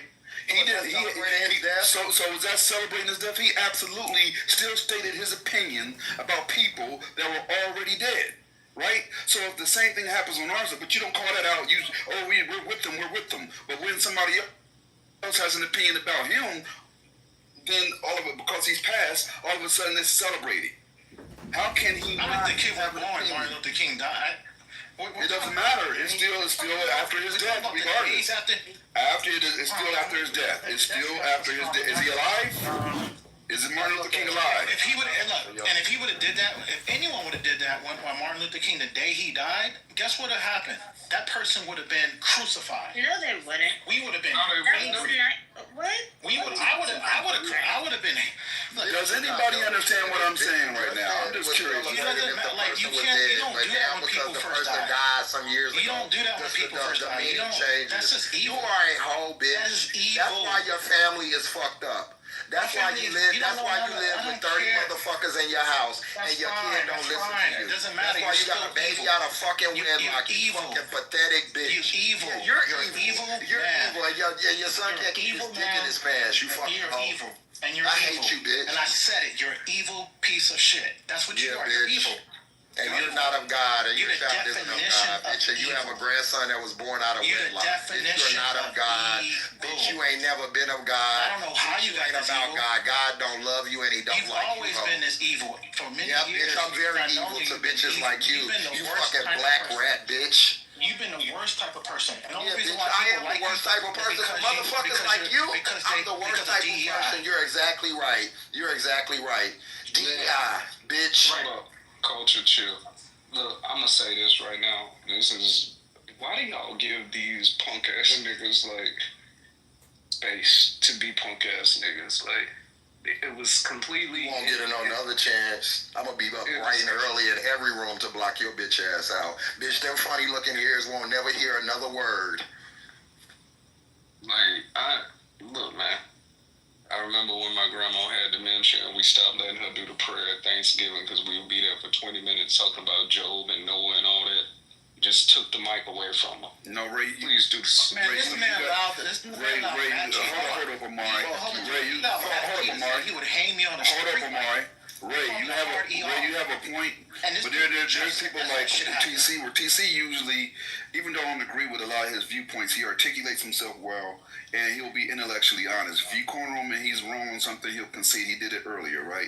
Omari moves the goalposts again and again and again, and doesn't even stick to his own conversation, like his own points. That he'll mark the line, and after you corner him at that line and prove him wrong with his own logic, he'll refute it and move the goalposts again, which is not honest as far as having a real discourse, right? If you're going to say you can't have an opinion about somebody after their death, then that should go both ways. Otherwise, don't say it.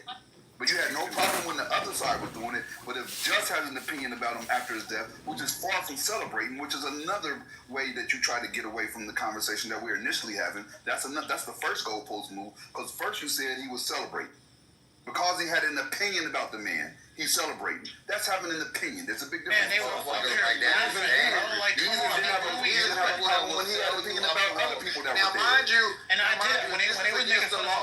If this becomes against the law or something happens, this man will play. Bitch, you finna get the fuck out if you don't shut the fuck up.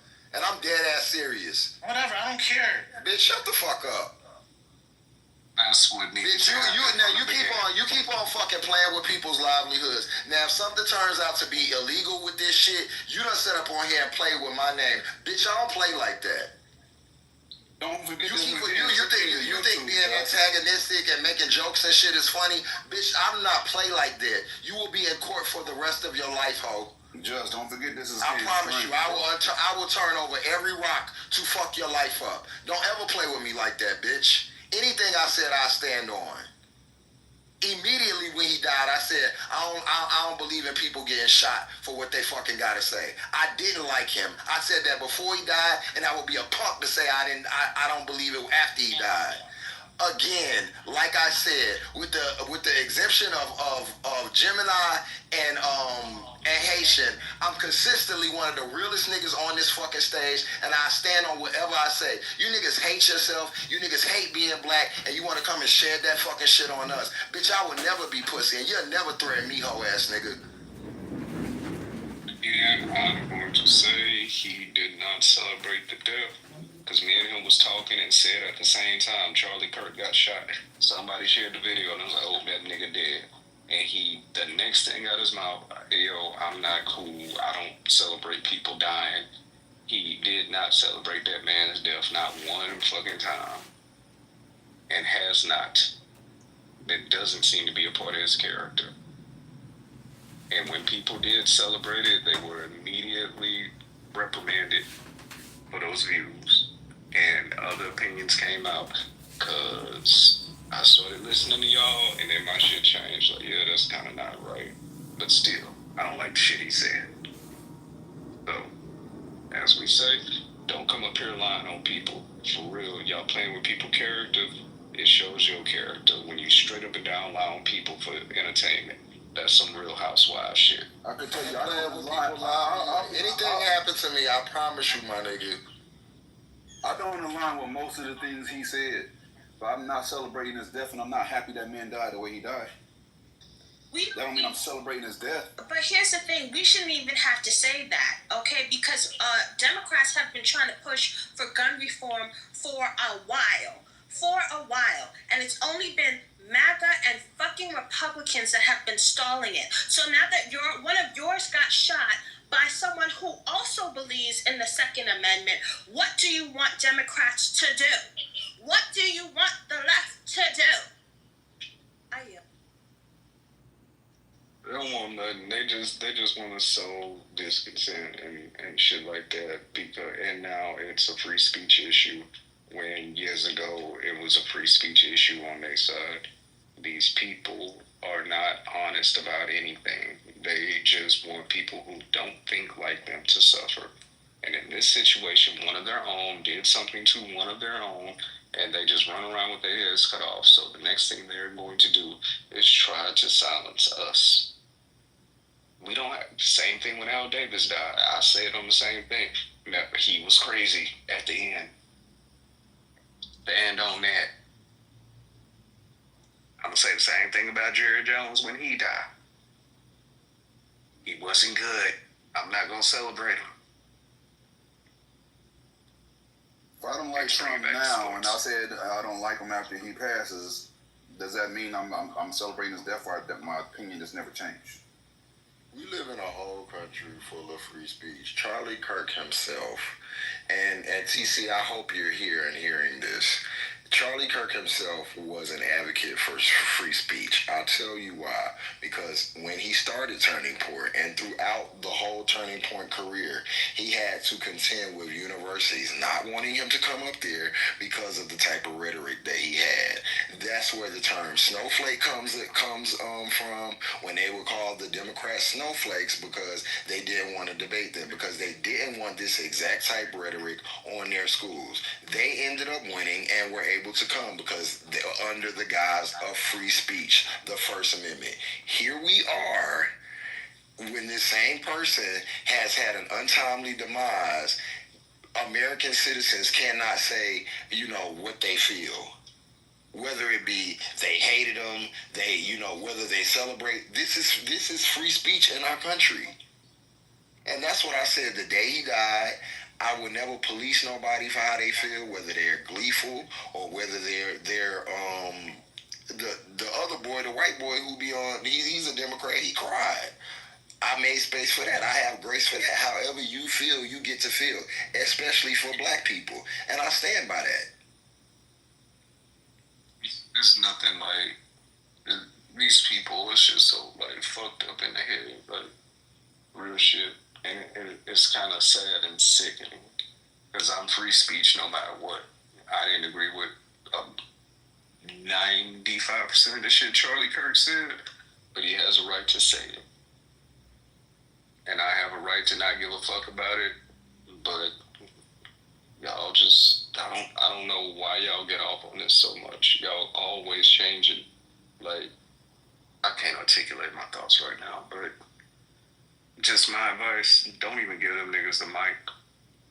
Cause you know what they about. I didn't been in here 2-3 weeks and seen Manfinity's character. I didn't seen Omarion's character. Like, stop platforming these niggas.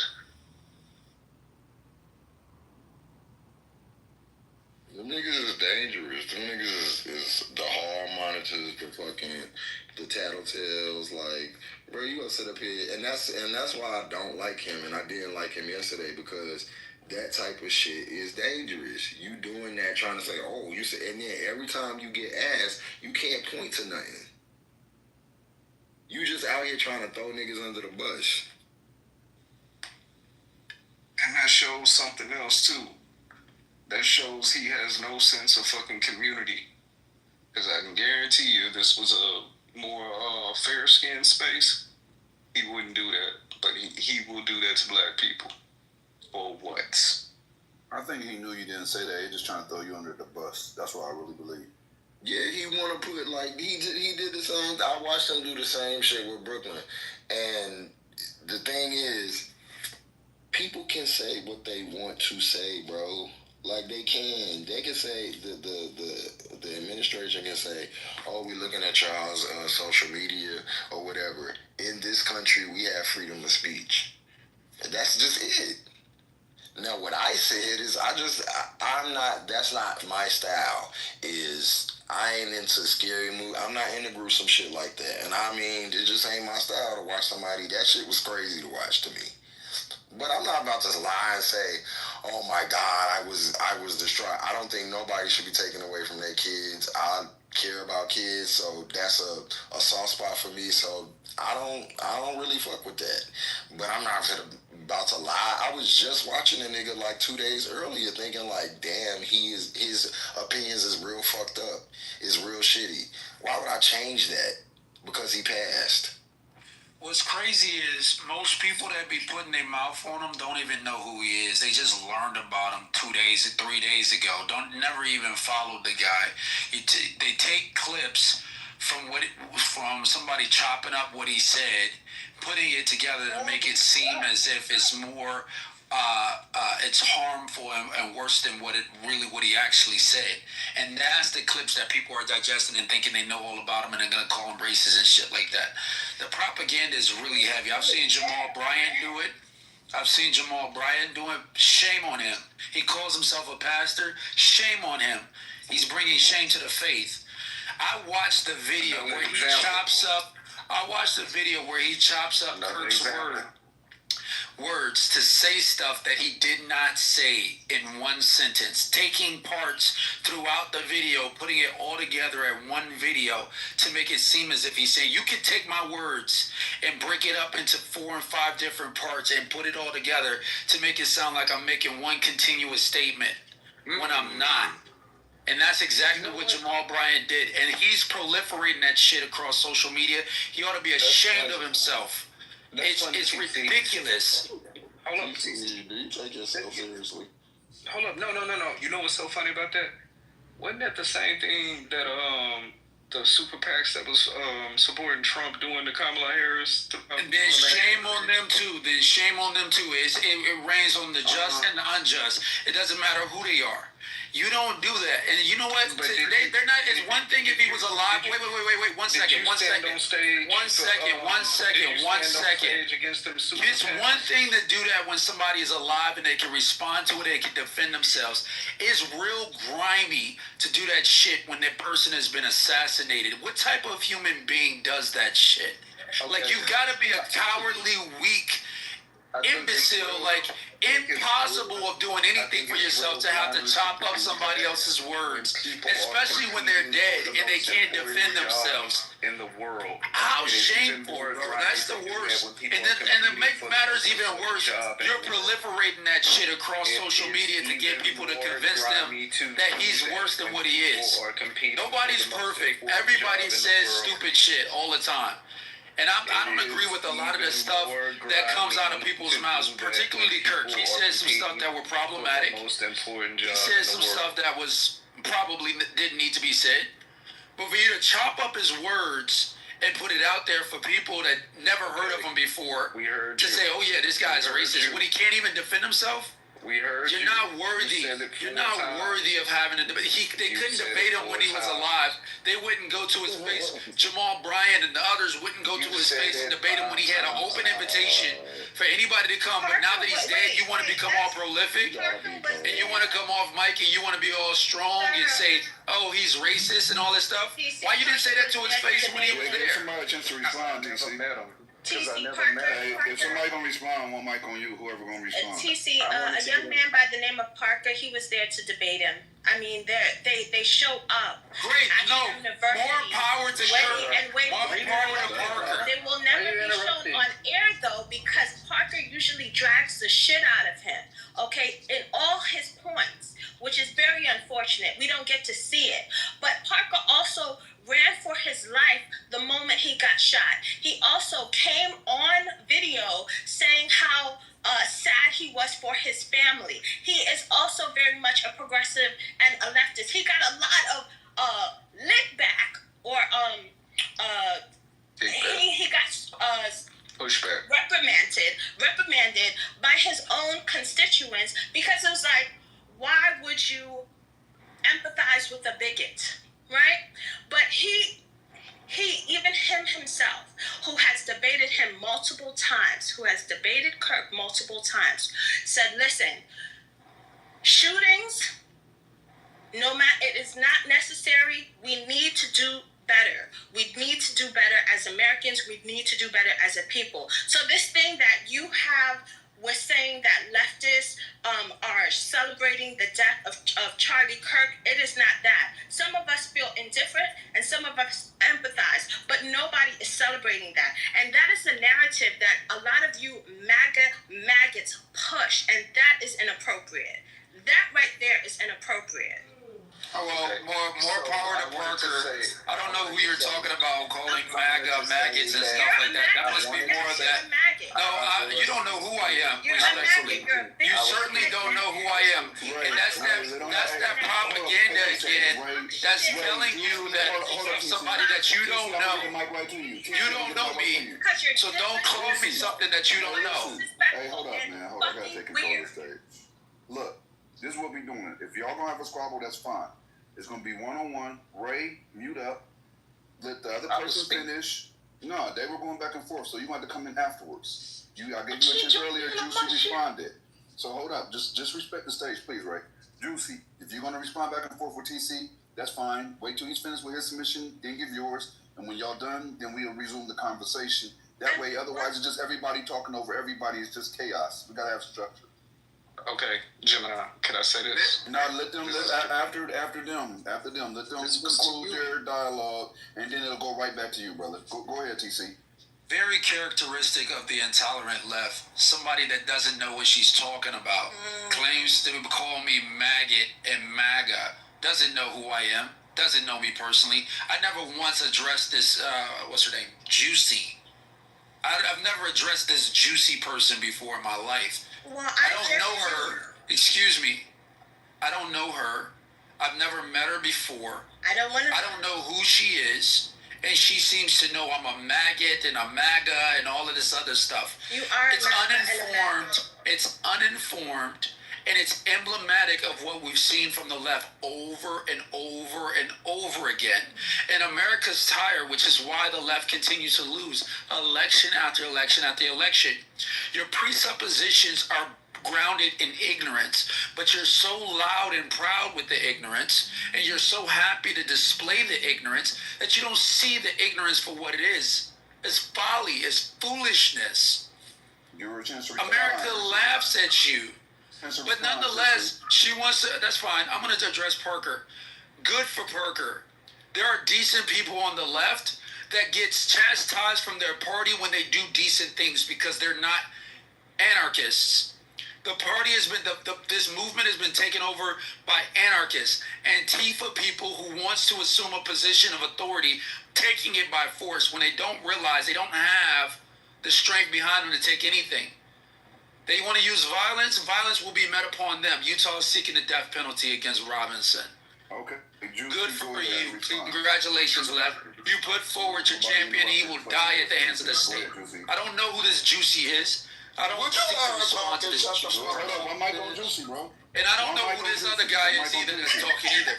You know, barking across the stage and talking and threatening people with lawsuits and shit. He's going to beat somebody's ass. Real big of these people.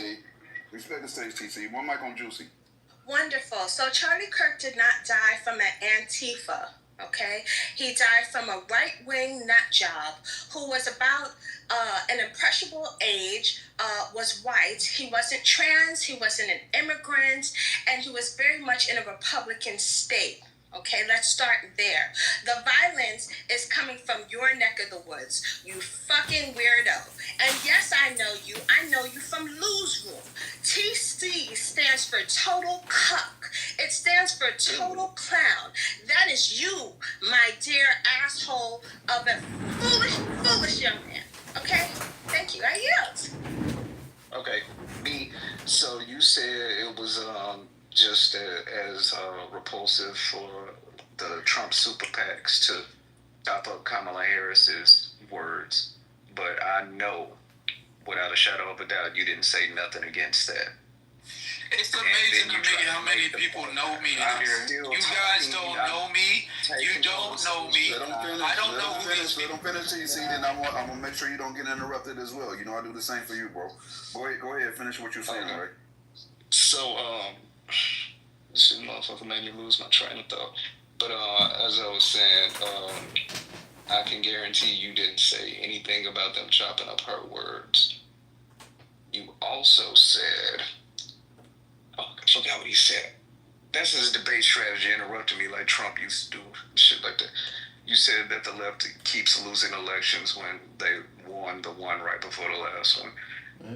You're just making up shit in your head to sound like you really know what you're talking about, but you don't. And I don't have to know you, and I don't want to know you. I can see from your PTRs that you're a Cowboys fan, so I don't want to know you at all. Well, at least this gentleman brings some perspective to the conversation that's devoid of personal attacks and ad hominem. So I'm willing to engage with him. I'm not a Cowboys fan. Dak Prescott favors me, so people call me Dak all the time. I use that in my PTR to make fun of Dak Prescott. Number two, the point about the elections, sir, what election are you referring to? The last election we had in this country, federal general election, was in 2024, okay? Donald Trump won that election. Previous to that, you had the midterms in 2022.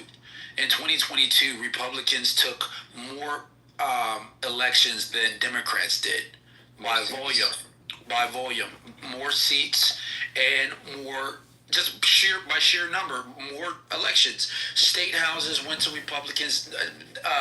Democrats net lost seats, state houses. Republicans net picked up houses.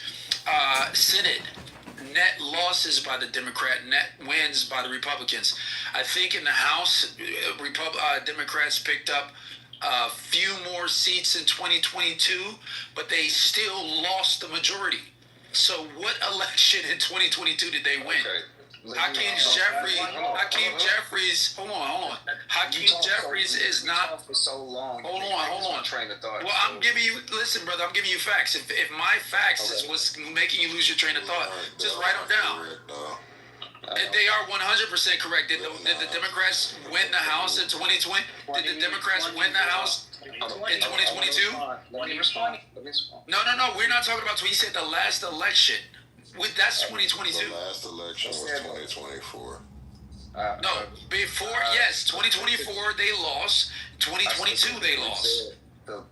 I specifically was talking about, and I believe I said, the last presidential election before the last one. No, you didn't say presidential. But if you're correcting it now, that's fine. But okay. if you're criticizing what I said Democrats, I said liberals and the leftists continue to lose election.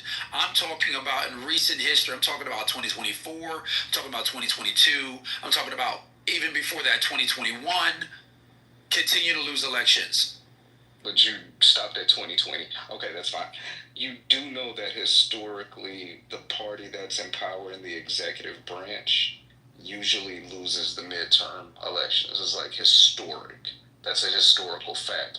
Because the power that's in party usually rests, while the party that's not in power, they get to sit up and just make accusations and criticize the president. So they usually do really well in the midterm elections after that. You do know that, right? You do know historically presidents typically enjoy 2 terms. You do know that, right?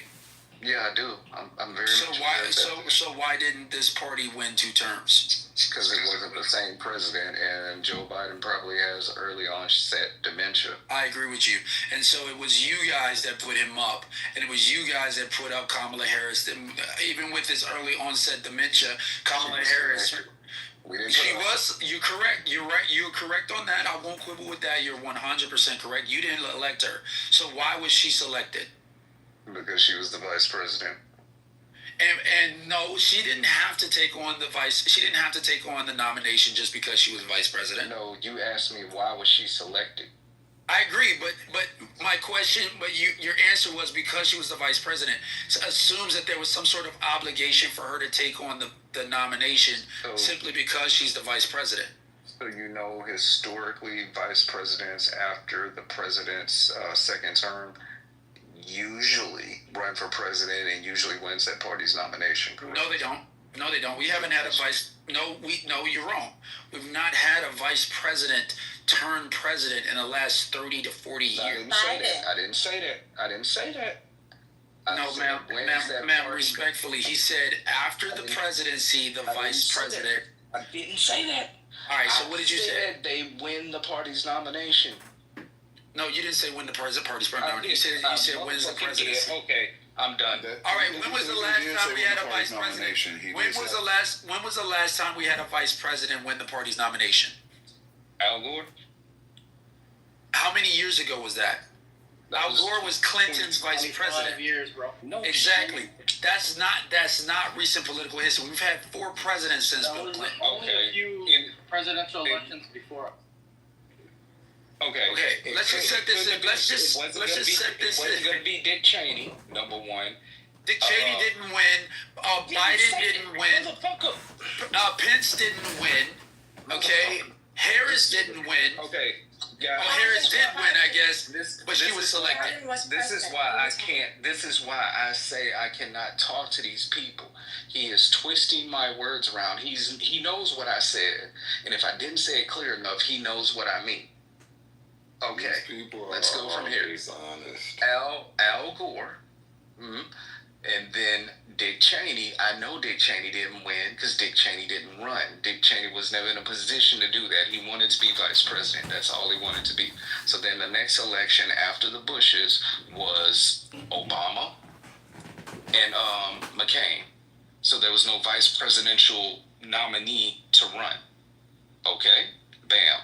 So then Obama's vice president was Biden. He did not win immediately because we know there was a sweetheart deal for Hillary to be the next nominee. Bam. Hillary versus Trump. Trump won. Mike Pence. Mike Pence was not in a position because the right wanted to kill him on January 6th. You got a lot of support for your claim here, brother. You've got vice presidents that ran and did not win the nomination of their party. Very few after Al Gore ran. The only one that actually ran was Pence and Biden. And Just Biden a low quality rapper who's got a bribe rap room so he can win the rap room. But he did win. He did not run as vice president. Stop it. He did not run for president as vice president. Of course he couldn't. But I just explained to you that we all know Hillary Clinton had the sweetheart deal, and it was even in her campaign slogan. For the sake of argument, I'm willing to concede that on the left, we've had more Democratic candidates, Democratic nominees from that were previously vice presidents. I don't think we need to beat this into Now we don't need to beat the horse because I'm right. Okay. So we don't need to beat the horse on that. What's your point? The point I'm making is it's 2025. Grow the fuck up, fag. Go to the gym and read a book, dummy. You have a band of misfits that get together and criticize, which criticism is fine, but you lose elections. Yeah, I hear this bullshit. Did these women ever rest? Consistently lose elections. Loses elections. Every side consistently loses elections based on the temperature of the country and how they feel like the president is doing. And as I said, Trump had 2 terms. Listen to me. Trump had 2 terms. He can only win against girls. Stop it. I mean, that's what it says. He can only win against girls. Trump had 2 terms. Obama had 2 terms. Clinton had 2 terms. Bush had 2 terms. Historically, the power that holds the executive branch loses their midterm elections. Historically, I can't think of very many times where it didn't happen. But what are we talking about? You saying it like that's some new news. We know how the country goes. The president's in power. The other party gets to do nothing but criticize everything they do and they lose the midterms. But somehow they usually win re-election. Okay, so what's the point? So I just shitted on your point that the left is losing elections. The right loses elections. I can guarantee you in these midterms, the right is going to lose a lot of elections as well. No, they won't. You guys agree that you're in a failed democracy, right? Where the right and the left argue thinking it matters when it's really the rich and the poor. Like, you guys are literally slaves in America. You're poor, don't... You're not. No. All right, fine. I don't know what he's talking about. This wasn't the highest level debate, but at least it was respectful. I conceded a few points, graciously actually, and that's emblematic of somebody that doesn't have to rely on ignorance to make their points, like the previous speaker. I at least have respect for the guy that he actually was able to bring some legitimate points. Again, it wasn't a high level conversation, but it wasn't riddled with a whole bunch of ad hominem attacks. Do you see how you have to give yourself credit? Like you have to like. I look like that. I like this is coming from. All right, so I see now we're going back to the ad hominem. This is the left. This is the ignorance again, right? This is the uninformed babbling going on belligerence. This is the belligerence. He thinks he's smarter than me. He knows he's not smarter than me. I've backed him up plenty of times, and that should say more about me than it says about my college, right? The fact that you don't even have any respect for my college, and I still back you up on a regular basis. You don't pack shit up. Here goes the ad hominem belligerence again, right? Cheeks, bitch. The belligerence. That's the Here's only the thing belligerence. you back up is Here we go. them big ass cheeks, bitch. The belligerence. Because you don't Here we pack go. shit up. The belligerence. Here we go with the belligerence. There's no substance. There's no substance. There's no defensive positions. There's only belligerence. This is what you have to gain from the left. You're right. Absolutely. You're done. Shut up.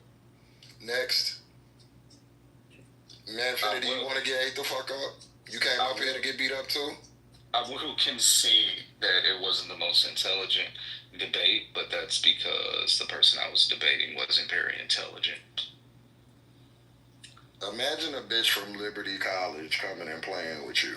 Bitch, if you don't go get my fries and leave me the fuck alone. You really a wedding planner, TC? Yes, a wedding planner.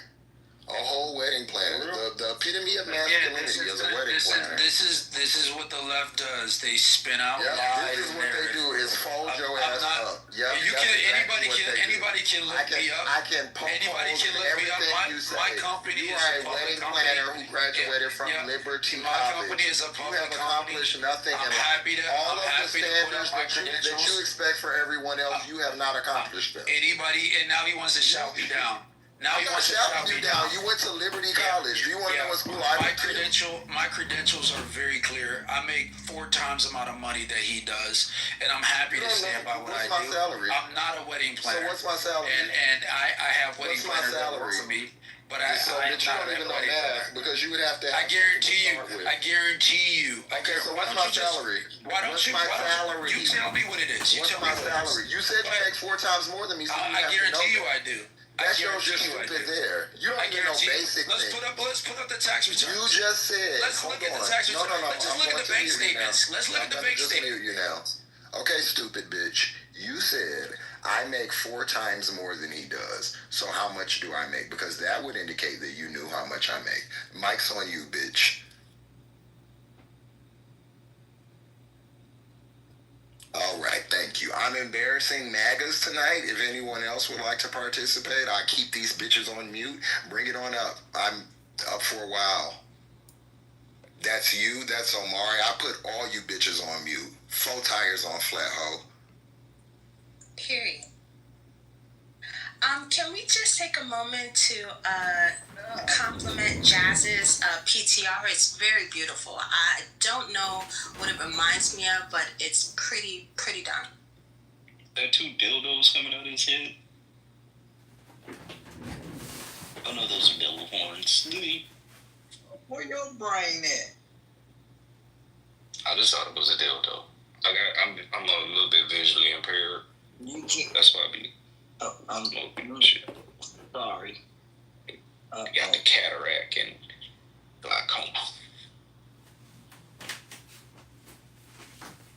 It just never fails with them. Like they never have any type of facts, any type of movement in real life. It's always just, oh yes, a political laugh, but nah.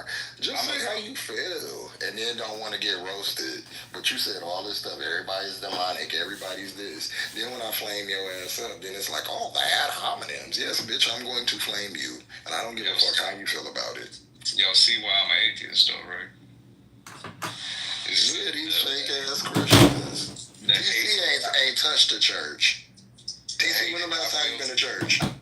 The hate that I feel coming off like people on the right is one of the reasons why I stand so solid in my religious views. I will give TC a compliment. I look through his PTRs. His chick is pretty. She's pretty. A little too light skinned for me. I like mine chocolate, but she pretty. I like mine to be like looking like she came straight out the motherland, like looking like she from Sudan, but yours is pretty.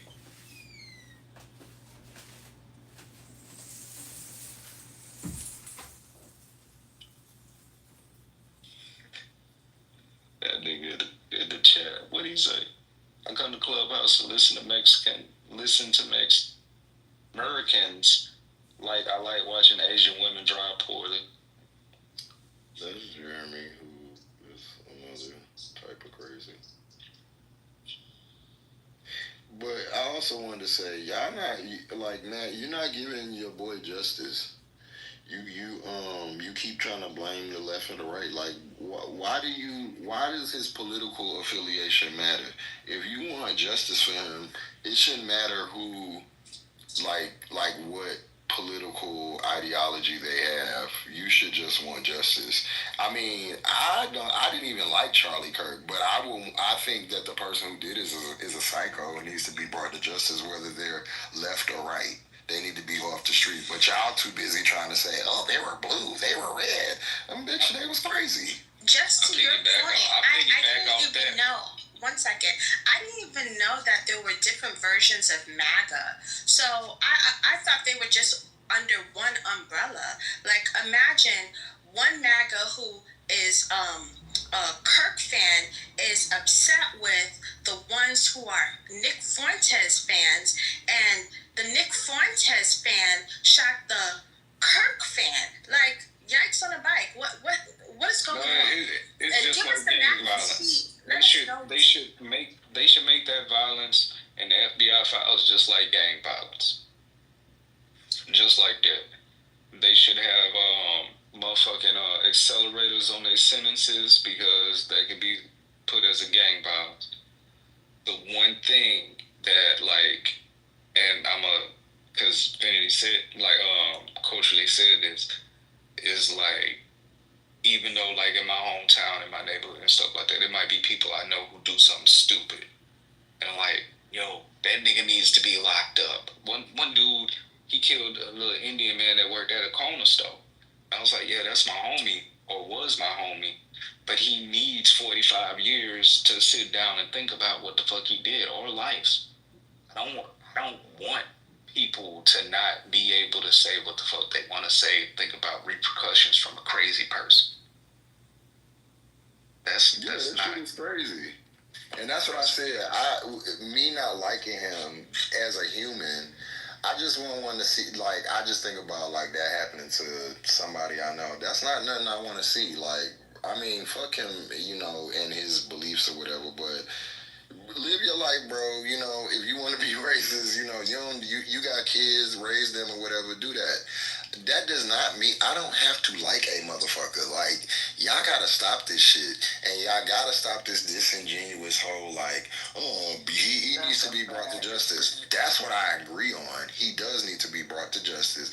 But all this, he was MAGA, and then you saying he was a groper. I don't even know what a fucking groper is. I just found out who Nick Fuente was a couple weeks ago, and I just found out that he was as racist as he was a couple days ago.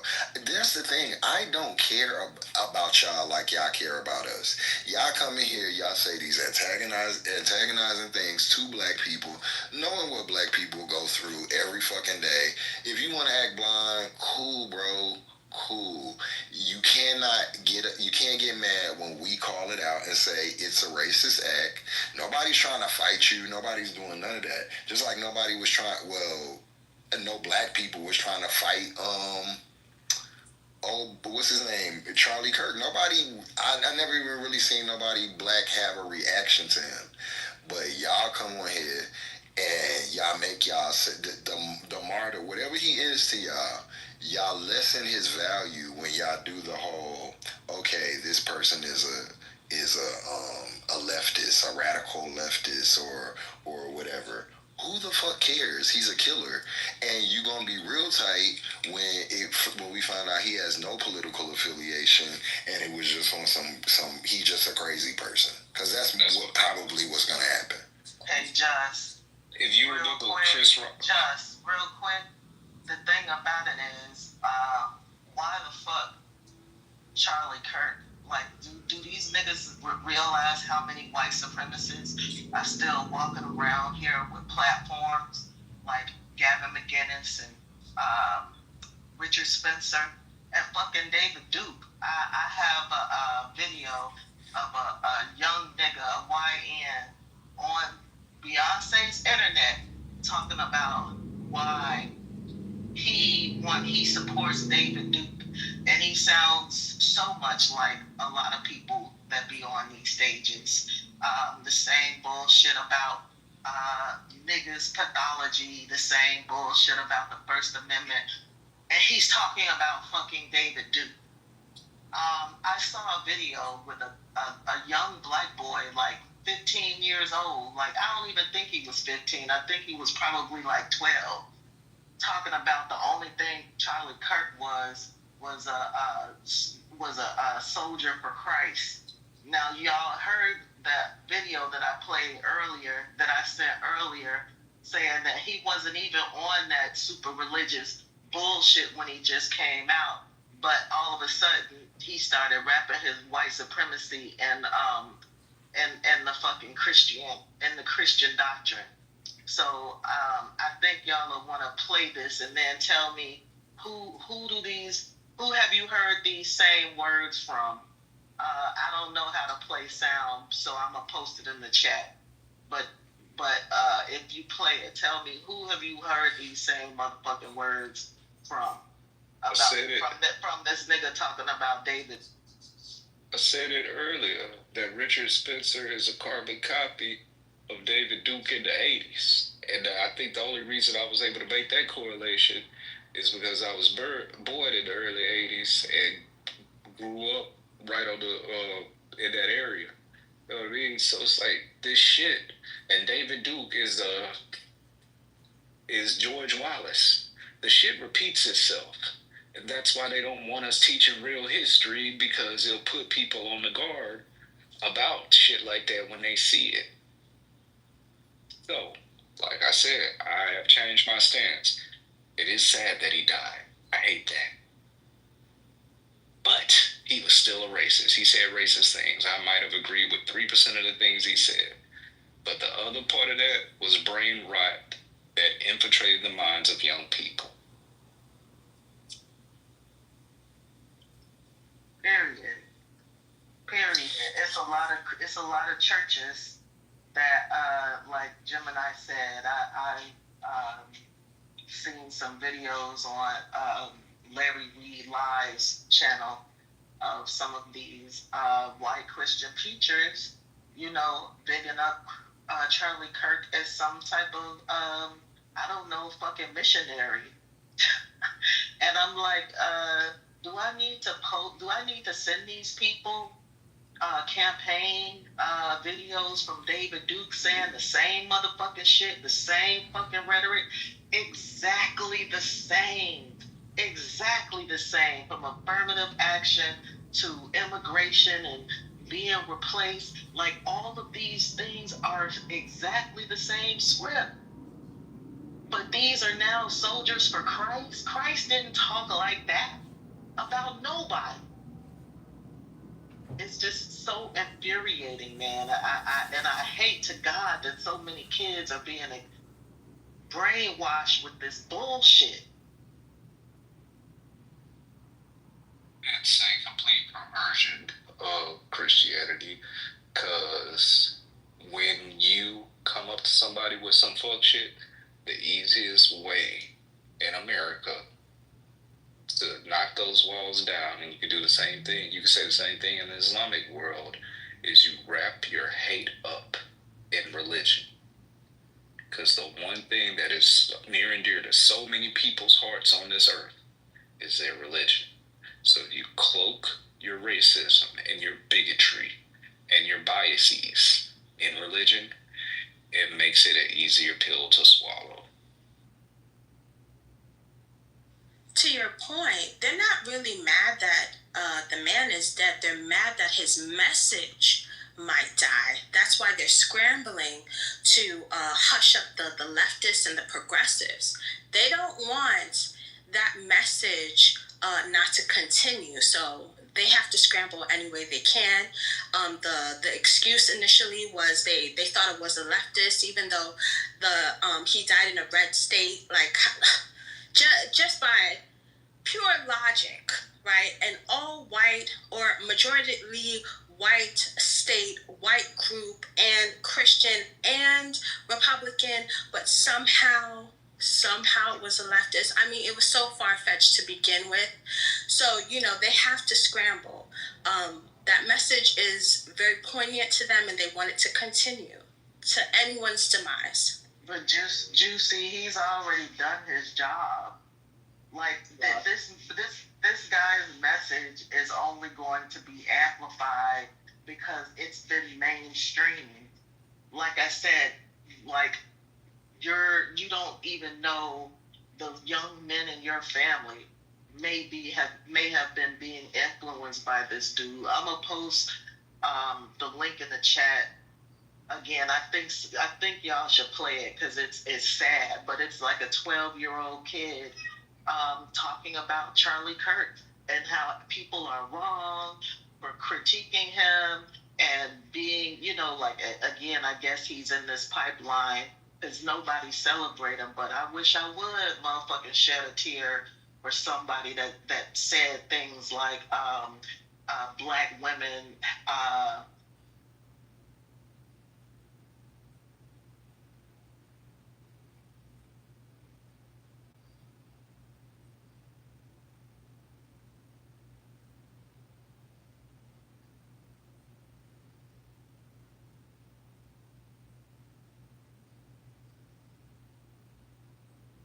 they don't use logic, it's really, and I don't like the guy's message. Do I want him to die? No, I'm not saying for somebody to get killed before, some of the Republicans come after me. No. But his message surely stirred up, I would call the backwoods of America, or whatever you want to call it, an ideology that should have been left in the past. That's what I'm going to say. And the way that he talked about women, or how women should essentially, I'm trying to paraphrase, or have a place in the household and essentially nothing else. And but just his message is not something that I would stand for. His message is not something of Christ, seriously, because not all churches and folks are with this mess. Others have spoke out about it. A church here just opened up that celebrated, as far as in another way, I would say, what do you call it, like a celebration of kind of life, or something like that, a celebration of life service. That church out here, they are heavily leaning to the right. Mercy Culture is a church out here that leans to the right. I haven't seen any literature from them. They may have posted some stuff online, but it's been pins and needles. I told y'all the other night in this room that somebody got in a fight and arguing at a restaurant here about it. And so it's just a lot of this stuff, y'all, it's concerning, but I don't have to celebrate or any of that. But I can also understand, I don't want nobody to die, but I sure don't have to like the comments that has come out of his mouth after looking him up the night y'all talked about him in here. It is embarrassing, and that is no representation, of the Lord Jesus Christ or his message. So the folks who keep saying that, you might want to go find something else to go read, because you are missing entire verses and pages of the Bible. I don't know what y'all reading. Damn, so everybody divided. Black people, the church, Christians, everybody that's crazy. Black people want to divide it. But Matt, you in the chat saying, like, bro, the Republican Party is definitely eating itself. Candace and Laura Loomer had a fight on Twitter earlier. Laura Loomer fights with everyone. Matt Gaetz called Nancy Mace a DEI hire. These people have been fighting. I don't know why y'all act like y'all are so like, oh, we're just sitting over here. Y'all been fighting. And if y'all just be delusional. But whatever. And there was a fight at Charlie Kirk's vigil. Several of them actually. Somebody did get stabbed. I don't know why y'all choose to ignore the things that happen, but these things do happen. And when you talk about political violence, the far right is like one of the number one terrorist categories in the nation, and it's risen since Trump has gotten in. If you're honest, who has committed more political violence, the left or the right? Yeah, us. Who's committing more political violence? Us that sit here and have these conversations. Hey, when we sit here and we say left, right, no, that's not political violence. Do you even know the definition of violence? That's not how that works. No, you can't be saying that type of stuff. Oh man. Let me just say this, right? I feel like this is the play. I always say this, and every time I speak on these situations, this is the play. So, culturally, you right. You're actually 100% right. I feel like everybody else is right. And at the end of the day, as long as we run around scrambling, having these conversations amongst ourselves, we not looking up. We not seeing what's going on with the elites above us. And look, hey, I'm just sitting here and I'm just indulging. I'm just laughing at what the fuck the conversations is at this point. So why are you Because look, this is the whole point. So then why are you doing it? That does not make any sense, Dave. Well, it don't make sense, Juicy. I don't You think. just I call you Juicy. You're a female. That's cool. No, that's the name. So you just, first off, you had an issue when you came on stage. You said that we were all being violent. Violent how? Oh, that I don't think that was me. I just came in here, but no. You did say that. You did say that. I said, well, yeah, we are actually, yeah, I did say that we are. And so why? Violently. Exactly. Yes. And so why exactly? Please be specific. Okay, so we're all acting violently because they're telling you to act violently, and you're listening, and you're doing it, and you're being a sheep. I'm not your nigger. Try again. You said you're not my what? I'm not your nigger. Don't call me. When I called you a nigga, what are you talking about? See, here you go. Dude, This here it goes. When you say the N-word, I'm not your nigga. I ain't even calling her a nigga. So try again. Try that explanation again. How are we acting violently? It's either you're violent or you're not. So explain to me how we're acting violently. Where did nigga come from? Because it's proving my point. You said it. Where did nigga come from? You said it. Bro, who did I call a nigga? What are you talking about? Juicy. Did anybody on this stage hear me call anybody a nigga? That's besides the point. What is the I didn't hear nigga. How are we violent? Okay. Hey, how are we violent, bro? Yeah, we playing into it bro, we talking about white on white crime that got Black America so involved. Man, this the play. This shit is funny as fuck. I'm stepping back. I'll have these conversations in Clubhouse just to have. But how are we playing into it though? Be specific. We're playing into it in what way? By commenting on current world events or? Yeah. So this how we playing into it. Charlie Kirk, a white conservative, got shot in the neck by a white man, and Black America is fully engulfed into the conversation, into him dying, into celebrating, into being into all of this shit. Why the fuck are we involved in this? I'll answer you. Right? Why are we involved and so tight into white on white crime? This white on white crime. Why is Black America just so? I'll answer you. It's not because it's white on white crime. It's because it's a significant world event tied to our current world leader, which is President Trump. He was very significant to his platform in the way that he injected new blood, so it's going to significantly impact him in his, which is the reason why everybody is hyper-focused on it right now. It's not just our community, the world. They have a moments of silence for Charlie Kirk in other countries. This is world news. So of course we're going to discuss world news. Yeah, and I get it's us. a monumental I event. get us So on I mean, Clubhouse I don't on get the it. app, bro. Like I definitely get it. We on the app. We gonna talk about whatever. Yeah, not just whatever conversation is. This is a political room, right? This is a politically based room, just like its sister room, which is politically correct, right? So we're going to talk about major events in politics. Everybody's involved, exactly right. So of course we're going to discuss that. I don't get how we're involving ourselves in something that doesn't involve us. Because Gemini, outside of this room, outside, I'll just say outside of the whole Clubhouse app, we see how Black America is being pulled into something that don't got nothing to do with us, right? Would you agree with that? But it's also affecting. Stay. It's also, but the problem is it's also affecting. Stay 1 second, because you do run on sentences. I at least yield. First off, it is affecting Black people. Okay, HBCUs have been receiving death threats. That's the other play that got y'all feeling dumb. Why did the HBCUs get them calls? This is the play. Are you serious? Like people's lives are at stake. It's not a play when people are dying. Okay? Only one person died, Charlie Kirk. Who else died? What is sir? Like 8 Black schools got bomb threats or different type of threats. Yes, it was 5. No, 8. Okay. And so what does that mean? What do you mean? Hold on. What do you mean? What does it mean? It makes it unsafe. And you as a Black person, let me explain something to you. I don't know if you know this or not.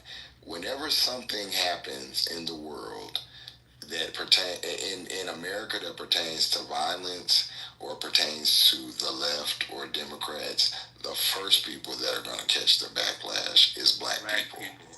It doesn't matter if we had anything to do with it or not. That's why we have to be involved. That's why when it happened, the first motherfuckers you heard come out and say, I don't condone political violence is Obama and Kamala Harris. That's why, because they had the foresight to know this is going to come back on us, and it always does. And the reason why people are getting so irritated with you is because as a Black man, you should definitely know that. And if you don't, I'm here as an older Black man to tell you that that's why. So we have to be involved in everything at all times, or at least vigilant or knowing, because it always falls back on us.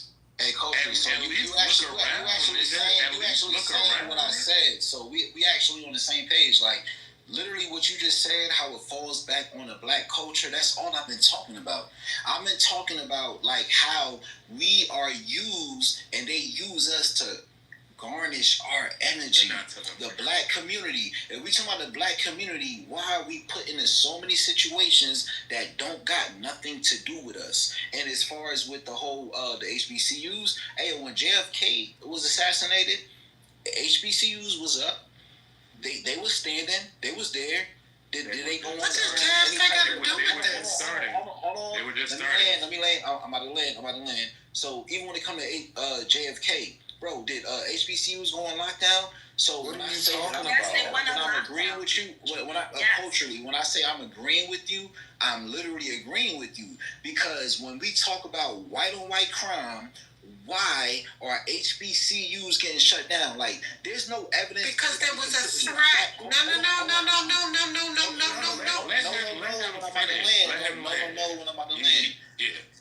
Yeah. So when it comes to that, I agree with you, because it's just like, yo, I sit back and I think and I look, and it's just like, yo, why are HBCUs shut down after Charlie Kirk got assassinated from a white man?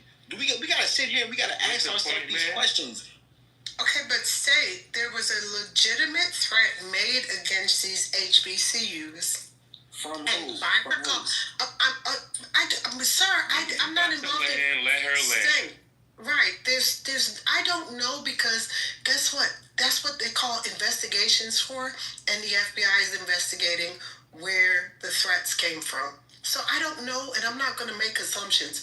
I'm not like you guys who just make all these crazy ass assumptions. Let the investigation play out and we figure it out. But at the end of the day, I don't find that funny. I don't find any of that funny. I find it really revolting and sickening that y'all do this bullshit all the time. You know, You it's can't really find it funny because you don't know where the information came from. Sir, I'm telling you where it came from. You just said you don't know where it came from. I told you where it came Where from. did it come from? The FBI put it out that these schools were threatened, literally. That they put it out. It's credible. So They said they were credible. Oh my God! Hold on, Rez. So you saying you don't? Because I have the note for that was sent to Southern University saying that the boy was gonna shoot up black kids until somebody shot him. And he said he was going to shoot up, and he had a specific number, actually. And he said, I'm going to shoot up a certain amount. Hold on. And at my old school, it happened. I got an email about it, and the 3 other schools that were that are around it had to be shut down too. And the black hold on, sir. Hold on. And the black caucus literally came out. I don't know what your problem is. If we're gonna have a real discussion in this room, we have real discussions. We don't laugh. We actually have real discussions. So if you want to do that laughter shit, go someplace else, because we have real, actual intellectual discussions. So if your intellectual prowess isn't strong enough to have an actual real discussion, then you might need to take it someplace else. I'll follow up after you. Go ahead, speak. Well, the laughter is not funny. It's right? Clubhouse. Calm down. Stop being so sensitive. Hey, bro. Sir, I don't know who you think you're talking to. Bitch. Yeah, what you're not gonna do is tone police me, and what you're not gonna do is tell me about this. You was policing me for laughing. Hey, bro. I never policed you at all. I never policed you at all. The reality is, at the end of the day, these HBCUs were threatened. Bottom line. And this is what always happens, that there is a black backlash in regards to black people in the black community when these type of things happen. Anytime that there is a threat in the white community, that we always tend to be the ones, just like he said, that become the targets. We become the first target. So now they're pivoting in other directions, because now they don't have us as the target. So now the trans community is becoming the target, because now they re-pivoted the conversation, and now they're saying that his roommate is a trans person, and now it's a trans situation, and now they're trying to stir the pot with the LGBT community. So, like I said, it just goes on, and they go bounding down these rabbit holes. Right? They playing with everybody at the end of the day. That's all I'm saying, right? And but the point of it is that nobody is discussing the fact that in a white community, in a white town, within a purely white state, in Utah, that this white man was shot by another white man who was raised by a white family who raised him to literally play with guns from the time he was 8 years old. And everybody wants to get into whose political affiliation he was involved in when he had no political affiliation. Where does that information come from? That he was raised to play with guns since he was 8? Where did that come from? I would like to read it. It's actually out there. It's actually out there. His mother. Can I see it? It came from his. Learn? Yeah, it came from his. You can Google the Yeah, I'm not gonna. His mother's Facebook pages and everything. Hold on. I've been trying to be quiet. Rez, you've been on point like a motherfucker, so I ain't trying to be disrespectful. Look, everything Rez said has been on point. On top of that, if you do drop a due diligence, which I would advise you to do if you're going to have a discussion on the subject matter, right? You can see him playing with 50 cals at like 8, 9, 10 years old. Like we're not even talking about your normal high caliber rifle. We're talking about sit down big gun twice as big as him, and he's next to it. Which are two-man gunners, because I was a 50 cal gunner. Exactly. Okay, you shoot that with your thumbs. You hold it with both hands and shoot with your thumbs. Right, exactly. Yeah, what should I Google to find this information? What should I put in? Google Charlie Kirk's killer. Well, I'm asking, what should I put in to find this information? Google Charlie Kirk's killer. They were pretty good. Charlie. Okay, I'm gonna Google Charlie Kirk killer. Pro-gun family state. That's where is it, by the way? 13 Bravo. So yeah.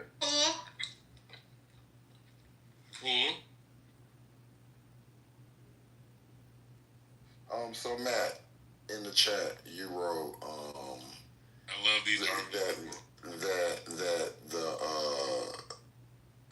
the guy was, I was saying, I don't give a fuck who made the threats to the HBCUs. Just like I don't care about what political affiliation the man who shot Charlie Kirk was. This is where you guys come off disingenuous, because it always has to do with, was the person black? Was the person this? Was the person that? Who gives a fuck? The thing is that 8 times out of 10, when these people are caught, they happen to be right wing. The guy who tried to assassinate Trump, right wing. These people, so you cannot get mad at us or say we're being disingenuous for reading the facts. If they were left wing, I would still want them caught. I don't give a fuck. The people who made these threats to the HBCUs, if they were black people disguising themselves as white people, guess what? I still want them caught. Period. What we talking about? That's the problem with y'all. Y'all be mad at us because we be wanting people locked up regardless of whatever. But y'all don't be wanting people regardless locked up. Here's the problem, and this is the shit that be aggravating me. Y'all move the goalposts every fucking time.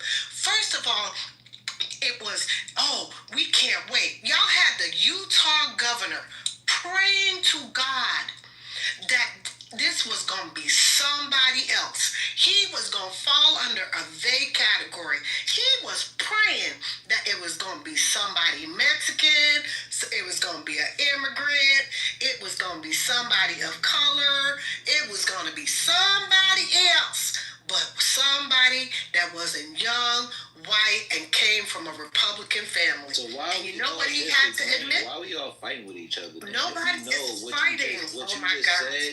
If what you just said, if we know he said it, because I watched it too, we can't sit back and see the play. Like, bro, this is literally the reason, this shit happened for us to have a conversation that we having right now. Not just on Clubhouse, in our communities, in our households, families, all of that. Like, man, the problem is no one's playing. We got kids in these schools. My little cousin goes to a HBCU, so that's not nothing to play with. Coach, it's not nothing to be like. Really think it's not nothing to be. Was threatened after Charlie Kirk got sniped, bro? What are you saying? I just told you. Hold on. Let me read this to you. I watched this is the letter that Southern University got it, and trigger warning because it is terrible. I watched the full. I don't know how to say her name. The girl that got killed on the bus. Zara 2. Y'all know what I'm talking about. We know what you're talking about. Yeah. I watched the full her video on Telegram and decided I've seen enough of your nigger bullshit. What do you think would happen if I killed 40 niggers at Charlotte before I ran it into the train? Obviously, the situation would be very different for her. She would likely live today. I am a pussy about attacking in the past, but this time is going to be different. I've decided it's time for real attacks. So let me be very clear. I'm going to shoot every angry nigger, he said, I'm going to shoot every nigger, because these words are kind of crossed out or redacted. I'm going to shoot every nigger I see at the Baton Rouge SU campus for your fake HBCU in the short amount of time before your nigger defending pigs come to kill me. I'm coming only for niggers who no whites, no chinks. Then I will finish myself. The nigger lover police will feel embarrassed when 25 nigger skulls are zipped up and in warning signs and looked into, and it is seen that this threat is reported not credible. You will be asking all of the warning signs, but you fail. I'm reading as it's written, but you fail to look at your own behaviors. Every person in my life has said to me, my words are not credible until now. Ignore me because the psychological pain of knowing it happened happened exactly as I warned would be much worse. My manifesto explains everything except specific details about where exactly I am, and it's attached to this email. I explain why I'm choosing to go for on a nigger hunt at SUBR and why I don't give a fucking shit about using my real name. I have to do something now, and using my real name forces me to act. There is no going back for me now. I'm going to go for a better score than Dylan Roof. Okay. Now, whether that's a playing, whether you think that's a joke, that is to be taken at the utmost seriousness. Now, No matter take who that the fuck it serious? is. Yeah, no. I don't take it serious at all. Well, PTR. So let me. Okay, well, we gonna move past it because if you don't find value in life, we gonna move past it. But hold on, I can't say why I don't take it No, serious. you sound stupid as fuck at this point, bro. You sound stupid as fuck right now, bro. You sound stupid as hell, bro. I can't even. Because you know what? No, we don't want to hear more dumb shit. You the same person that listened to Megyn Kelly literally blame President Obama for the state we in today. Like, I don't know what this man you're talking about. You're talking about a different person. Let me finish my point. You the same black man that will listen to these people continuously blame black people. I'm not finished. You the same black man that will continuously listen to white people cape for black people being the problem in the United States of America and continuously keep pushing the goalposts, and you will continuously keep saying, well, nah, that ain't it. Nah, that ain't it. We'll keep laughing, and then what happens is when it happens in your backyard, then you want black people like me to then turn around and say, I need you to come help me because now it done happen in my backyard. Fuck out of here. I'm going. Yeah, that ain't me. I don't know what you talking about. I don't know who you talking to. Well, while you're there, PTR, because this is Tyler Robinson, one of his first guns, and at that age, to be that young and be a gun owner is absolutely ridiculous. That should be another part of the gun reform. You have to be a certain age to receive a gun, because this is madness.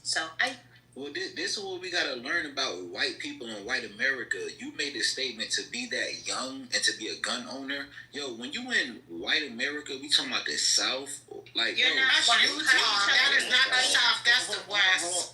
Hold on. That's not the South. That's not the South. That is the West. Hold on. Clarify. They live in Utah.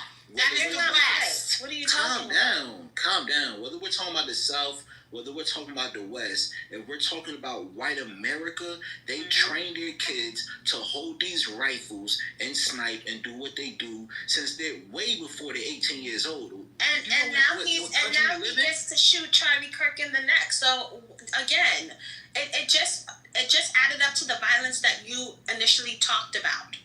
No? See or no? Oh man, yo, this is See. Bro, I gotta admit, man.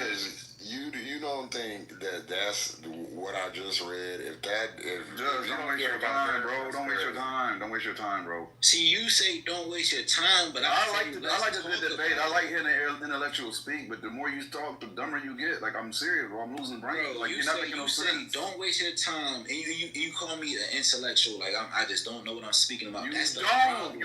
He just gave you a very valid reason that they were concerned. The FBI took that seriously for good reason. You always want to be proactive, especially when it's high tensions. You're sitting here saying, I wouldn't be worried about that shit. Like, what the fuck? So you want me to tell you why these conversations are disingenuous? Because Gemini just said a point about the FBI. So if you're talking about a point about the FBI, do you believe full-heartedly everything the FBI says about the Epstein case? Yes or no? Just answer the question, yes or no.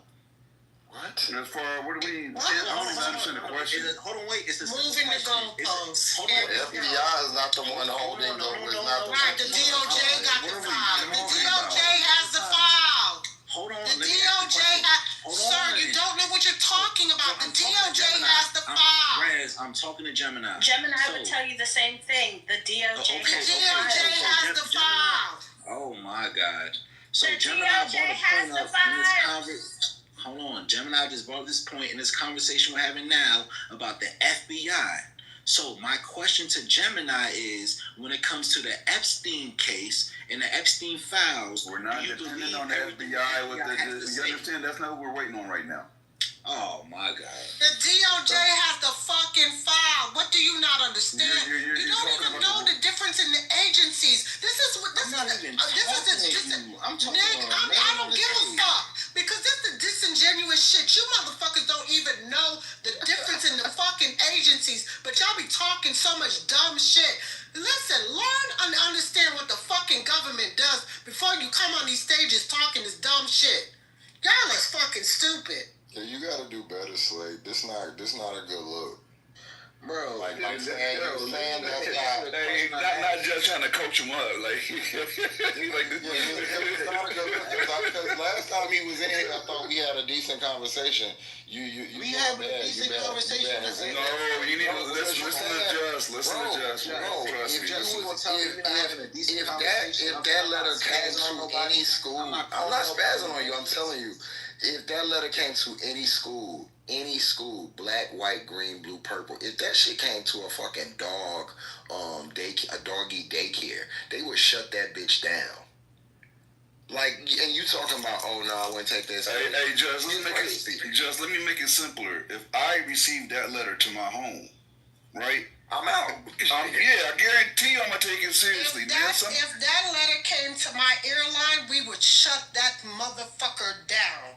We would shut the tarmac down. We will shut the airport down. We will shut the whole fucking airline down, and we will shut this bitch down. What the fuck are y'all talking about? Let's go down the list of how many times. What the fuck is you talking about? Shut down. Let's go through that list, right? That's all I'm saying. Like, I'm not even trying to, but that's not something you say. You don't call bluffs on that. Just work with me, bro. Like, I can't work with you on human life. We just talking, bro. Okay. Yeah, but not the saying. Oh, I don't take that seriously. I don't play like that. And I play, but not that much. Take it serious because I can see that it's some bullshit going on. Because even us are sitting amongst each other, whether you for Charlie, whether you for Trump, whether you Democratic, whatever way you going, whatever happens in real life, the sole purpose is for us to debate with each other, to say, oh, you wrong, you right. Like, are we saying we don't know that this is what the play is? Is that what we saying? That this is not what the play is? There's no play, bro. There's no play. There's no this. See, this is what I'm thinking. You think it's somebody's playing? This is a crazy person, and this is where we get fucked up in this country, or have been fucked up. Y'all go into this whole like, oh well, this person's ideology or whatever. The bitch was crazy.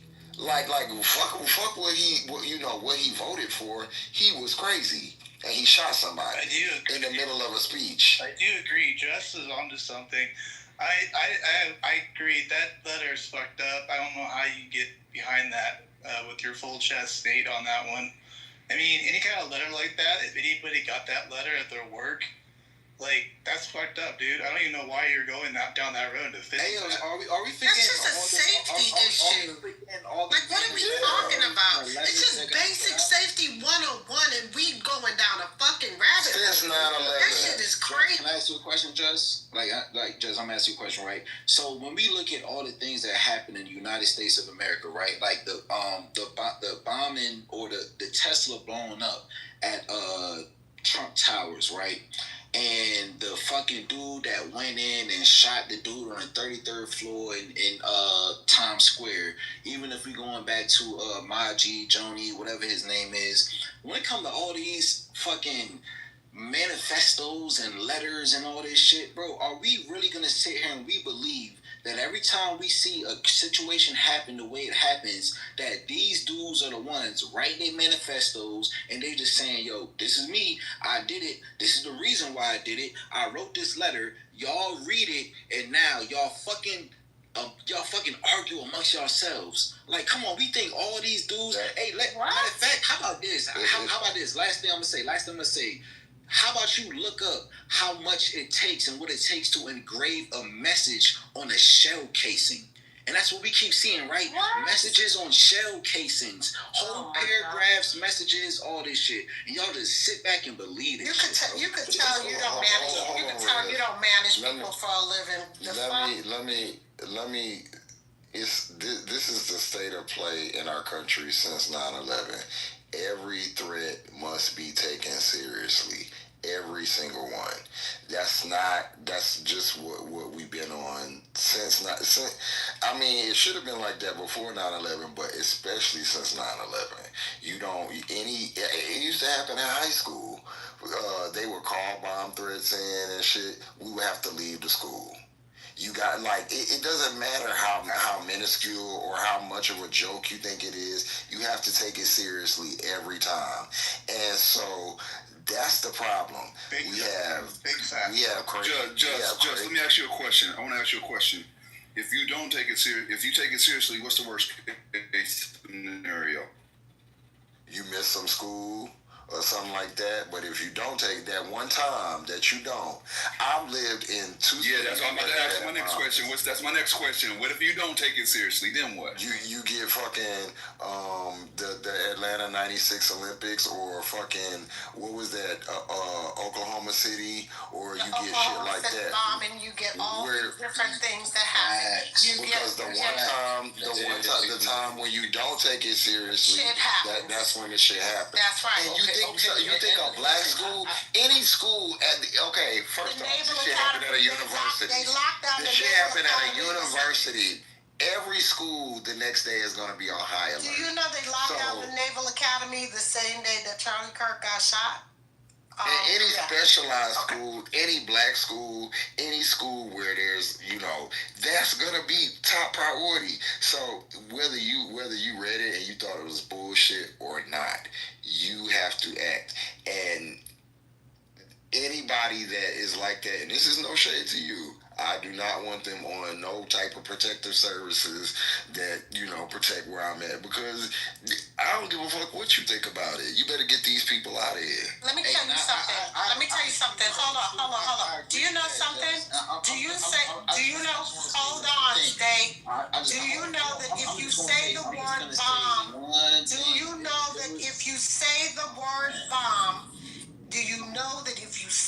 word bomb, in the airports, period, point, fucking blank, it will lock and shut the fucking airport down. They take every threat seriously, whether or not it is true or not. I have been at Hartsfield Airport. I have been at SFO.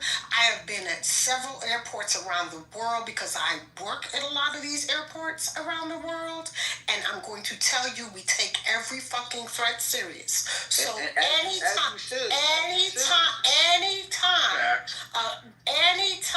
we suspect anything, if a motherfucker calls any shit in, we are going to shut the motherfucker down. You should. I agree. I think that protocol goes for schools. Yes. It goes for any fucking thing. So I'm trying to make a point. In my point I'm making to you, and in my summation state, is that what you're saying doesn't make sense, because every threat, whether it's a HBCU, whether it's an elementary school, whether it's a damn airport, whether it's a apartment building, whatever the threat is, people take security seriously, and they are going to stop anything, and they're going to stop an operation, shut it down until they can secure it and make sure that the threat is not imminent. Period. Point blank. Rez is 100% correct. I agree with you, Rez. All right, so cool. So Gemini and Just, right? I'm gonna ask y'all a question, right? Gemini and Just, if y'all still up. No. Do y'all feel like... They're not the only ones on stage. They're not the only ones on stage. They stop doing that. They're not going to booty lick for you either, State. They're not going to save you, State. Do you understand? If you say something that is wrong, one of us is going to come and correct you. And it might be a woman. I hope you're okay with that. I hope you're okay with that. Can you mute up? No, Gemini, I don't want to mute up. Can y'all tell her to mute up so I can just ask this question, bro? Gemini and Just, can y'all tell her to mute up so I can just ask this question? Like, all right, so cool, she muted now, right? So, all right, hold on, Stay. You can ask your question, but you can't. Like, it's an open stage, open forum. But she cut me off, bro. Like, hold on, bro. Hold on. Just let me finish. Hold on. So when you ask your question, somebody, you know, if they have a answer for it, you know, other than me and Gemini, and I'm, you know, he might be asleep, so they, you know, they allow them to answer. Like, come on, question bro. Just before she started speaking, did you even hear my question? You didn't ask the question yet. Exactly. But what she's saying is. What she's saying to you is if you ask a question that she feels like she may have an answer on and want to chime in on, it's an open stage. Anybody can. But if I have an answer, I answer too. Just ask your question. Okay, all right. So my question is, right, Gemini Dress, or whoever to the stage, right? So based off of what we were just speaking about of how we have to take all threats serious, do we really believe that Donald Trump actually had a real attempted assassination on his life? Do you believe that, Just? I don't know. I honestly do not know. It seems weird to me, but I do think it should be taken seriously, just like I think that anything else should be taken seriously. You know what to say, bro. No, it's not no you know what to say. I could dislike you. I could want to beat you up. I could want to slap you. I don't think people should just be gunned down in the street. That's not my style. I've never been that way. I wasn't raised like that. Y'all think because someone talks harsh and is not afraid to say the things that they are evil. I really don't give a fuck, but I'm actually not evil. I don't want to see nobody hurt. Even if you don't like me, I might want to cuss your ass out. I might want to press you, but I don't want to see anybody hurt. And it's the reason I got so pissed off with Omari for saying that, and Matt knows because he was in here, when the shit happened, I got in an argument, and well, I didn't really get in an argument, but me and, who was it? Black Freedom was saying how we really ain't fuck with it, and they was calling us a coon and everything, and we soft and everything, so it's irritating when you say something. I say exactly what the fuck I mean. I don't think the boy should have been shot. That's just how I feel. Now, if somebody else feel that way, that's on them. I believe in free speech as well, but that's not my feeling. So I think that both things, the threats at the schools, all the things that happened in hindsight, and the killing, it all was wrong. I'm not hung up on if it's a right wing or a left wing. I just know what's been happening, and it's been from the right side. But if it's a left wing, get the motherfucker out of here. If it's a black person, get them out of here. If it's an immigrant, get them out of here. But it's likely not. And then and just like we have to say, we can say, get them out of here on all levels, whatever they are, we have to look at statistics. And I'm a math guy. And statistically, it's a very, very, well, I mean, we already see it was always a very low chance of it being a non-white person. And statistically, from what's been happening with right-wing and right-wing extremism, it was very likely for it to be a right-wing person. Now, that we don't know yet, he could be politically unaffiliated. But all this, he had a trans lover, so that don't mean shit. Y'all got trans people on the right side, too. Hey, but you see how they try to just get everybody to argue, though, right? You see how, like, whether he was staying with a trans person, whatever. At the end of the day, all of this is for what's happening right now. The left, the right, the up, the down, the black, the white. This is what it's for. And we fall into it every time. That's my whole point. That's all I'm saying.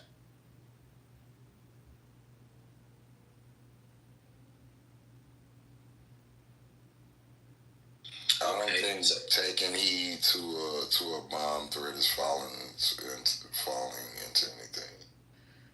But then we have to ask ourselves the same way we do our deep dives or we go on to ChatGPT, whatever the case is. Now we have to ask ourselves, Where did this come from? Who made the call? What was the validity behind the whole situation? Because that would show us more of who's doing what and who's trying to make us go back and forth with each other. That's the FBI job. That's not our job. Come on, stop right now as we speak. Right, so let that be.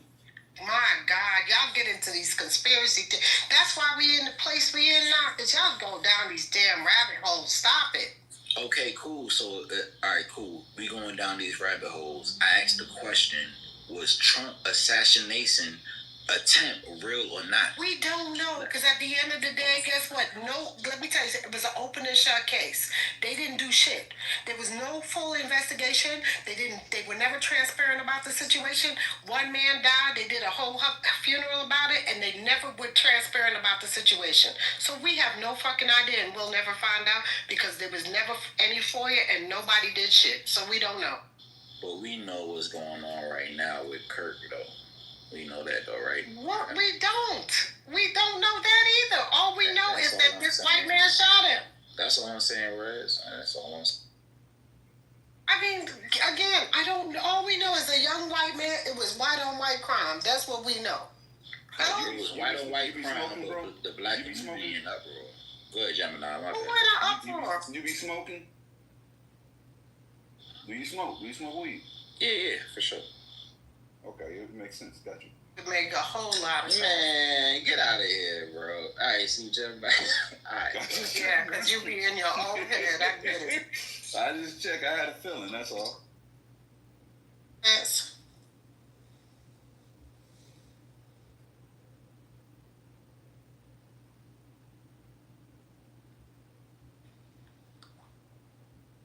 Alright, yeah, so my thoughts are coming from the fact that I smoke weed. Alright. No, because that paranoia be kicking in. I get it. What am I paranoid about? Y'all be paranoid about all kind of shit. What am I paranoid about? I'm not paranoid about nobody doing nothing to me. So what am I paranoid about? I'm not Charlie Kirk. I'm not nobody in any type of position. So what am I paranoid about? Rez? I mean, you came up here and called us violent, so... I ain't hear you, Juicy. My bad. I said you came up here and called us violent, so... I didn't call y'all nothing. I don't... So, Juicy and Red, I don't even... Like, I was talking to Just. I was talking to Gemini. I'm not... You were on the stage talking. You were on the stage talking. That means... even if you're talking to Just, and even if you're talking to Gemini, you're on the stage. It's an open stage, so we can all jump in at any time. Of course. Like, did I say you couldn't jump in or you couldn't speak? Did I say that? Again, I don't even got a moderator badge. You keep pointing out Just and Gemini like they were because that's who I asked the question to. You were asking multiple questions. Either way, I was going to correct you when you needed correcting. What's the problem? All right, correct me, Juicy. Where do I need my correcting at? Where do I need that? You came up here and called us violent. There we go. Start there. What? Oh my God. What? That's what you did. What? Hey, Juicy. So you saying the correction I need is that I called y'all violent? Yes. So this is where the whole left and right situation comes into play, because we have a person that's on this stage, Juicy, like that don't know that I come in this room all the time, and everybody that's moderated at least know what my stance is, and you're playing. What's your stance again? You're playing into what they want you to play into. You don't think for yourself, Juicy. I'm sorry, you're not thinking for yourself. What's your stance again? You're not thinking for yourself, Juicy. Sorry. What is your stance again? My stance is you don't think for yourself. That Juicy doesn't think for herself. Okay. That's my stance. Okay. And where did you get that from? Because of what you just said. It shows me clearly you don't think for yourself. Lord, Jesus, it's too early. Oh my God. You literally just Justin, they got a little bit of tension, or am I misreading?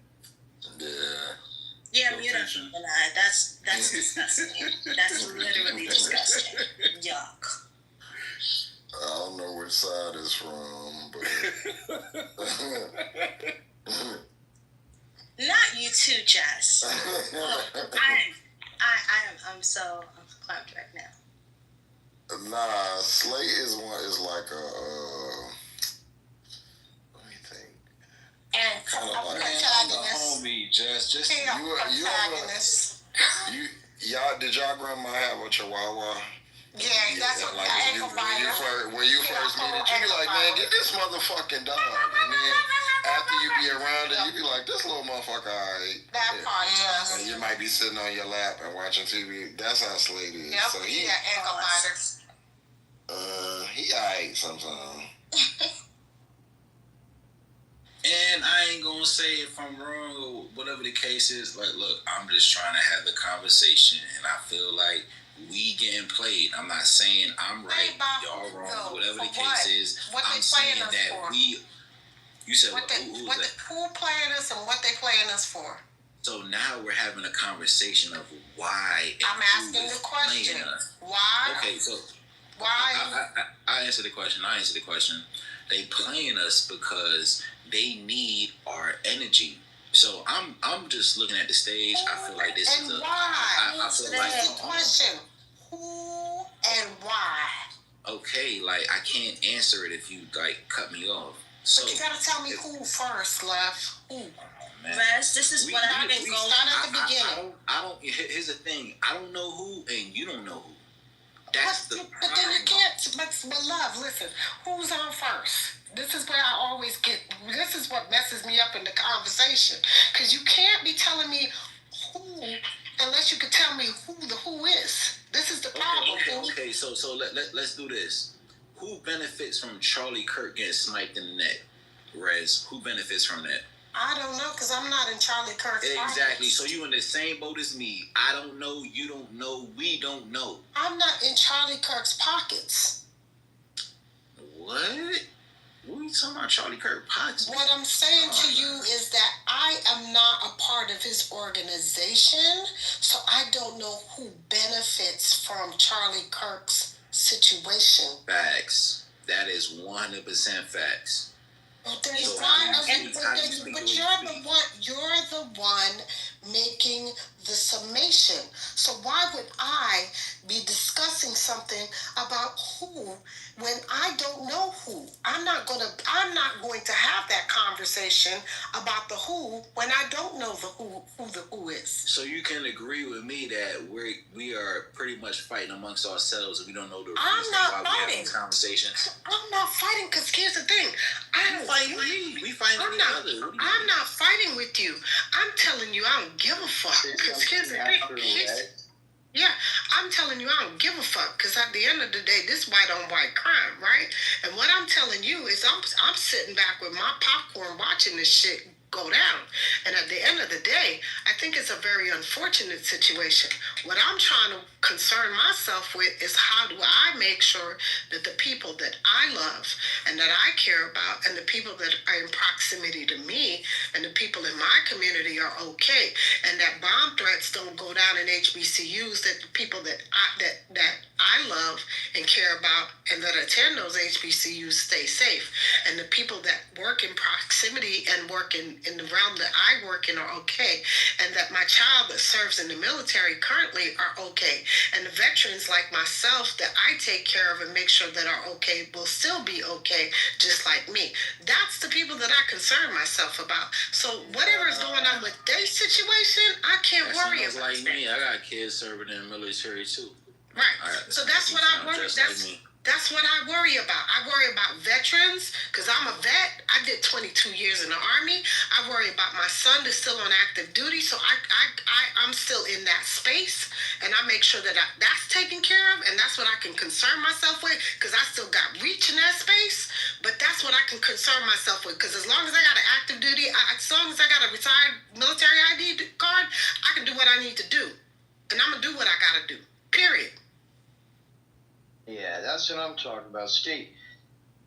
Do you mind if I speak? Absolutely. Go for it. I ain't no mind, bro. Go ahead. Do your thing. Awesome. Well, what a cool space. I mean, holy moly. I was thinking it was like a 420 lounge where we just smoke weed, and all of a sudden I heard TC going hard. Nah, you can't smoke weed and speak on the stage, bro. You can't smoke weed and be in here. Okay. TC But what was I was not gonna- going hard. Honestly, he really had to concede on multiple points before he left the room. It didn't really go well for him. Well, that's what I'm going to back him up a little bit. I love TC. No, you can love him, but I mean, if we're accurately reviewing what occurred on his stage, he had to concede on multiple points before he went on mute and then left. I mean, Well, here's why I specifically love this guy. Is because No one cares if you love him. Respectfully. Do you have anything that you want to say? yeah. What about you? What would you like? We don't want TC is not here, and we don't want to discuss someone that's not here. So why don't you go ahead and give us your submission, sir? Sure, definitely. Thank you for allowing me on stage. I am an absolute stoner galore. I love the weed. Okay. Because, and you know what? I'm on a hiatus. I'm like on a break of it, but it's called a tolerance break. If anybody in the weed space knows that. Why do you say weed and that meant weed? Why do you say it like that? No, because I'm in the space, and can I speak, or are you just going to fucking keep talking? I'm just kind of curious. You just piqued my curiosity. Go ahead. You speak. Okay. Man, say what you got to say, bro. So most people don't call it weed, for one. If you truly are a part of the cannabis community, you will refer to it as cannabis. Only like outsiders refer to it as weed. That's what sparked my curiosity. I'm also in the cannabis space. If you go to YouTube and look up G7 Genetics, that's my channel. If you go to the website, G7 Genetics, which is currently sold out because my shit moves, that's my fucking site.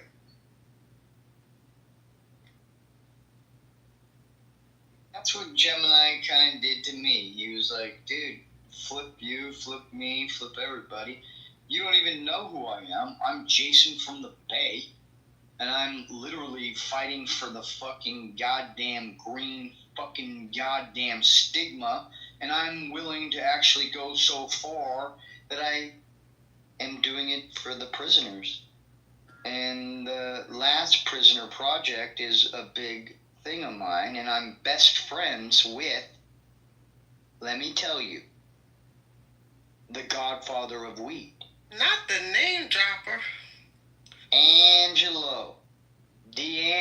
His name's Anthony D'Angelo, as a matter of fact. And Rez, if Gemini speaks one more time over me, I'm going to let you kick his ass. Hey, yo, what the fuck going on? Gemini is my battle, so that will never be happening. Gemini is my battle buddy, so that will never be happening. All right, I knew you guys were together. That's my battle buddy for life. Homie, what are you talking about? Yeah, you might want to. Yeah, you might want to. Damn, Gemini. Yeah, what you tripping, bro. Damn. We ain't doing that, bro. Hey, they tripping. Go ahead. Why Can I explain, get the Rez? mic, or can I not get the mic? I don't even know what's the mic is back in your hand. Go, champ. Go ahead. I'll speak for like 10 seconds, and then you'll jump in on me, I ask? Bro, What let's up? talk. Okay, sorry. Hey, man. I'm here to say hi. I'm Jason from the Bay. I love weed, and I love you. And I want you to love weed, too. No. Man. What the fuck? The white folk is crazy. Yo, what the entire... I'm Jason from the Bay, and I love weed, and I love you, and I want you. I love you, and I love you too. Totally gnarly, dude. Gnarly, Hey, gnarly. 6:50 in the morning, pack a bowl. All I'm saying. Bless my soul. When he goes back to TC and tells his daddy what happened, he's going to blame all of us. That he's going to say that we picked on him, quote unquote, and not that he came up here like a total high ass doofus. Lucy, I love you. Let me actually be real. That's okay. That's okay. Not many people. You know what I do like? I like Jazz's picture. Do you see her PTR? Does it look familiar? She did like a double finger fuck me or something. I don't even know. It's definitely a double fuck you. It definitely. Here's what I say, Juicy. I love your Juicy. I don't like you. Your juicy And you're high. Crazy. That's right. What I want to say is just a couple things. Shit, I think I forgot. Let me go. Because you're high, baby. Go back down to the groove. It's okay. Whatever strain you are smoking, you are great advertising for it because it is effective as fuck. That's a strain we don't even know about. That's great. Yeah. That strain is straining. Okay? Ain't it? I found it, and if you guys allow me to just speak a little bit. We tried, bro. Don't tell us who you are. Don't Jason from the Basin. We already know Jason from the Basin. Yeah, Hello? Don't tell us who you are. Don't tell us where you're from. Jason from the Basin. We got you, Jason. No, from the basement? I love that. So, hell yeah. Jason Dude, from it's the like a basement. different level of love. You want to be in the basement, boo. Trust me. Because I know nobody. Do you have an intimate love for TC? I know TC. Yeah. TC once in a while shows himself. He's like, chill out. I just made 3. Do y'all ever do y'all have an intimate relationship or what's the nature? No. Well, here's what I wanted to say is he knows Nelson and I know Nelson, and when they went to a party. He said, hey, I closed a $30,000 deal in front of Nell. And what I was going to do with $30,000 deal? is I'm actually going to do a $300 million deal in front of Nell. Let's go. Oh, okay. All right. What is happened? that into your submission? Things are getting progressively great for all of us. Stop being such a racist. And stop being such a jerk. The basement can still make money, honey. And what I will say is this. I want to help the handicap of the world have their own golf tee instead of the red, white, blue tees and the black tees and the back it up. I want a Hispanic tee. I want a black tea. Man, well, actually, they already have a black tea. Are you No, MAGA? Ultimately, I want the handicap. Jason, are you MAGA? No, I want to see. Did you vote for Trump? My friend. Hold on one second. I want to see my friend David J. Buck. David J. Buck, who is in a wheelchair. Jason, did you vote for Donald J. Trump? Hell yeah, I voted for it just makes sense. Continue. Gavin Newsom. I love Gavin Newsom. I'm his governor. I actually really like Gavin Newsom. I don't know why. I just think he's unraveling a big mess in California, and he's doing his best. And he wants to quit. Jason is not a Trump. Jason from the Bay, he's not a jerk. He's not a Trump. Jason from the Bay. Jason don't know that shit about Trump. Jason from the Bay. Jason, you gay, ain't you? No, I'm happy as fuck, but at the same time, I'm trying to invent something for, like, the handicap, the rollers of the world, the people that are in a wheelchair. I want them to have fun playing golf just like I do. And I want them to have their own tea. Thank you. Ladies have their own tea, so fuck off, bitches. I'm sorry, I got a little hardcore.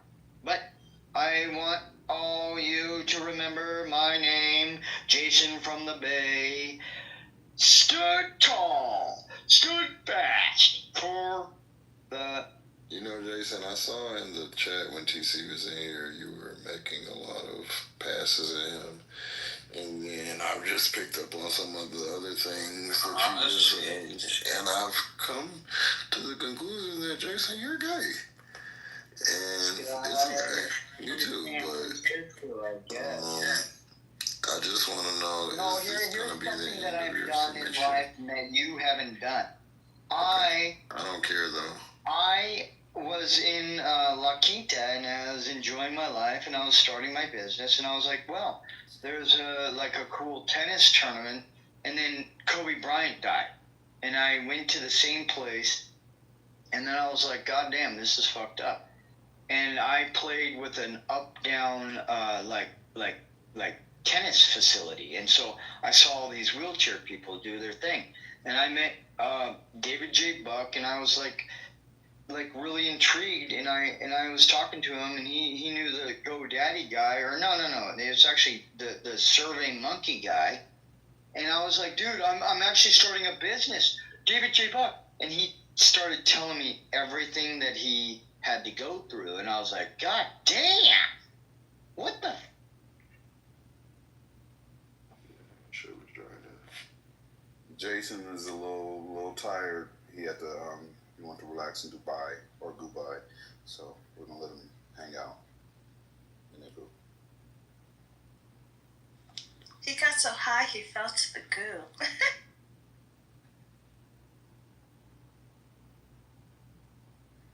So Jason from the Bay, we will remember your name and we appreciate your contributions on the stage this evening. Yeah, we do. Hi to you in the group. Or you're high in the goat. Actually, see that? Reverse the words. Dude, I got secondhand embarrassment for the Bay right now. Even Matt Cole doesn't know how to feel right now.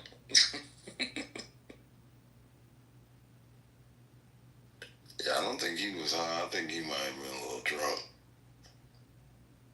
Yeah, that really didn't sound like weed. It really didn't. That sounded like, yeah. Or he crossfaded. It could be crossfaded. I'll give him that. But that was not weed alone. Weed alone does not make you, no.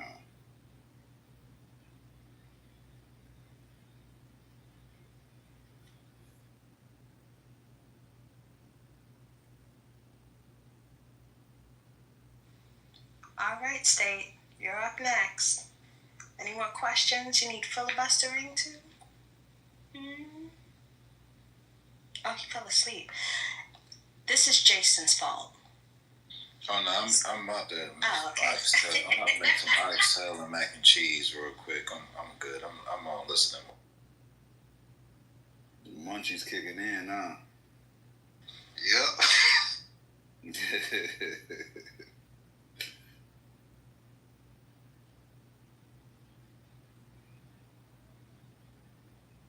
The late night munchies be hitting though. I ain't gonna hold you.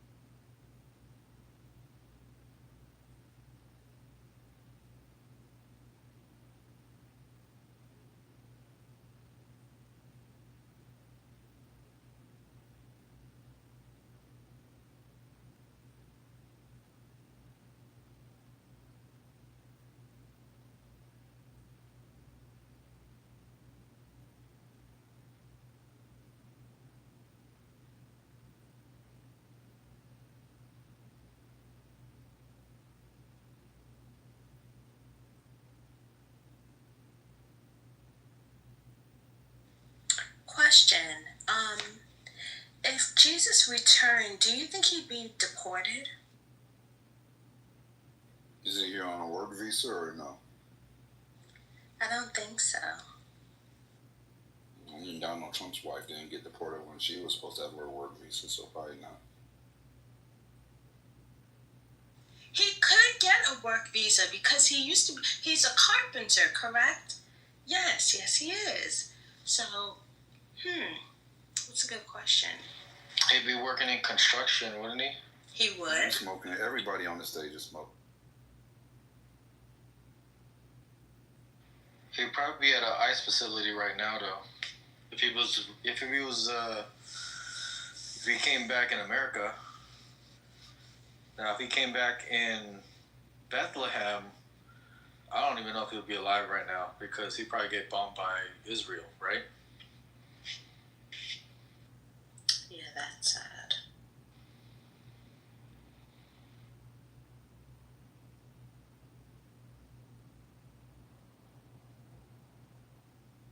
But let's say, he came to America because he wanted to make America great again, or whatever the hell that means, right? And decided that he wanted to do miracles, right, for the free, because he only did them for the free. He did not need donations. Did you just make Jesus MAGA? What are we doing right now? No, he's not MAGA. He just wants to make You literally say he's gonna come here and make America great again. I don't think he'd be country. I don't think he'd be country specific. Yeah, exactly. He's for everybody. He is for everybody. So he travels to America. He does some carpentry. Obviously, he needs to work, right? Because, you can't come here and not work. He obviously doesn't get any benefits because he is indeed on a work visa. So, he does a miracle. The miracle happens. Words get spread. Who do you think would attack him first? The church? Trump? Or let's say he was in Texas. Who do you think would get him first? The Texas governor, Trump, or the church? Who do you think you would get what first? Jesus.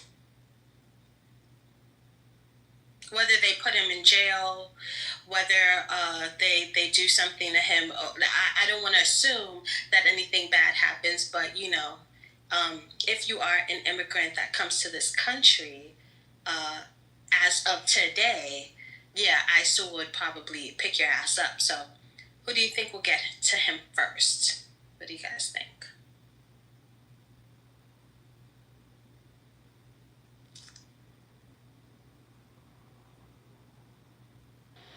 Really? I think Jesus will probably have a podcast and debate people. Oh, yes. He would make a great podcaster. Yes. A Bible debate. Probably do live debates on campus, right? Now we're gonna make him Kirk, okay. No. We're not making him Kirk, right? Because even he would actually be the exact opposite. Right. And he'll probably be Kirk's worst nightmare. Because he'll debunk all of his stuff right away. Yeah, men like Charlie Kirk rearrange, taint, or even put some of the verses in the Bible, they take it out of context. Like, we have to remember, the Bible was in BC. It's not 2025, right? So some things will not, transfer. But, Jesus would have a lot of opposing views from Charlie Kirk. Because he doesn't love thy neighbor. He does not love thy neighbor. Well, it would be the walking, talking word of God. And I don't know how you're going to debate it. What is he going to say? Well, the Bible says this, Jesus. You know what I mean? Well, use the word, bro. And Jesus would be like, how are you going to tell me what my father said? Huh? How are you going to tell me what my daddy said? That would be funny.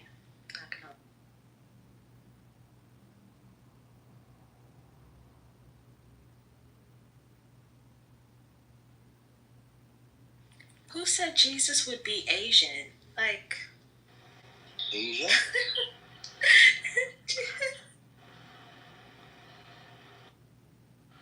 Is the Middle East considered Asia? I assume the Middle East would be the Middle East.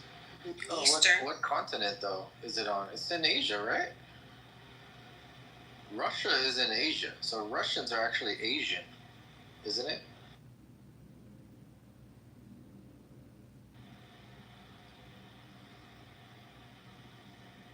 Right?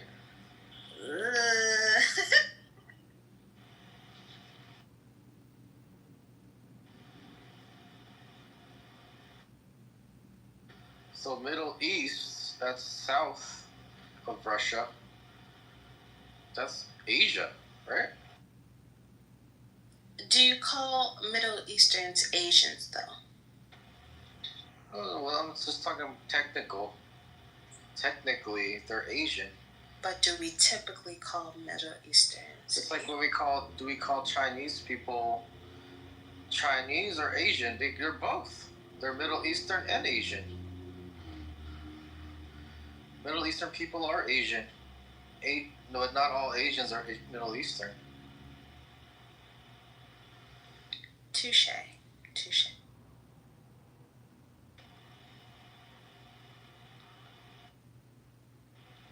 So Middle Easterns are Asians' brothers and sisters.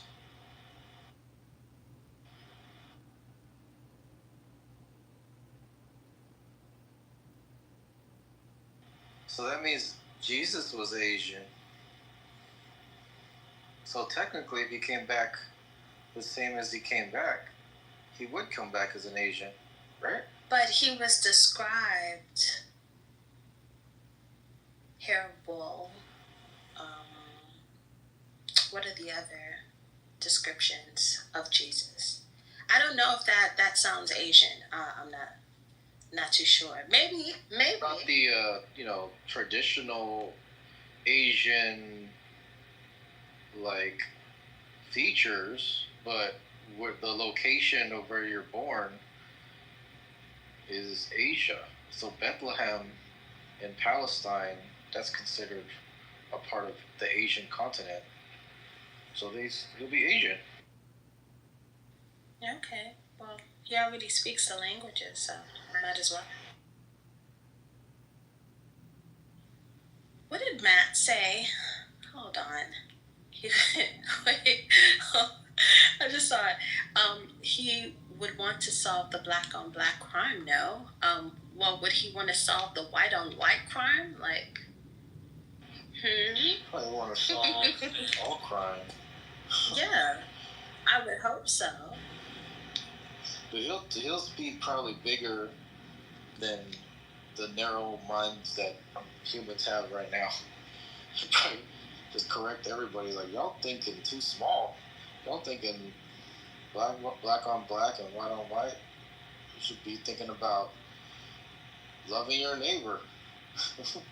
I don't think he'd even want guns at all in America, and that would piss off a lot of people.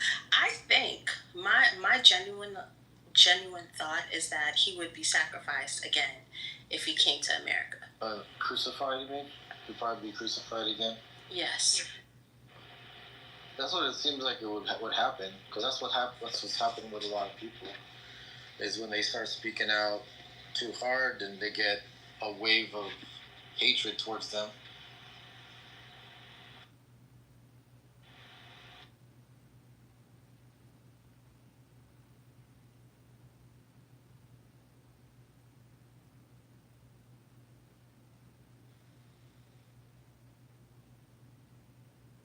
All right. That was a good question answer. Thank you, Jeremy, for indulging. Does anyone want to hear any what's his name? Charlie Kirk talking points or anything of that nature? Matt asks, do you think Jesus would be for reparations?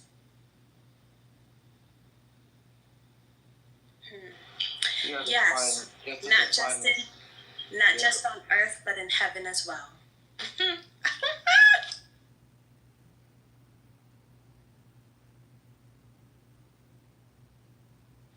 You were saying, Jeremy? I'm sorry.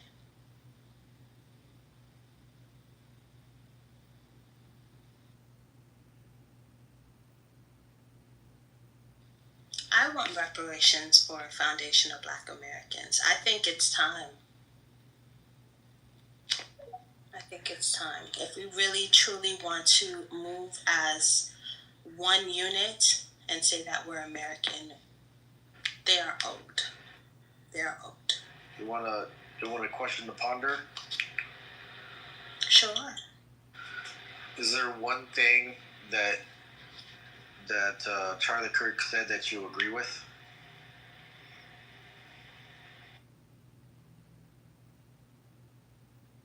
About the Epstein files, making sure that there's full transparency, but that's it. A broken clock is correct, maybe once or twice a day, so he's still broken. He's very much broken.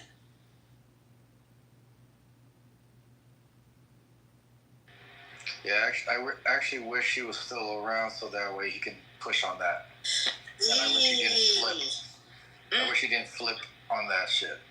Because that would be having somebody from within to put pressure on them is kind of like Candace Owens, right? She's not bulking for Israel, right? It's good to have somebody on their side that built a fan base that has the influence in that base to push them, because nobody on the left has that leverage on them. Well, nobody's going to push Trump either. There may be one or two outliers, and then they get quiet very quickly because they know they have to stay in line, otherwise they can lose their spot. Charlie Kirk is no different.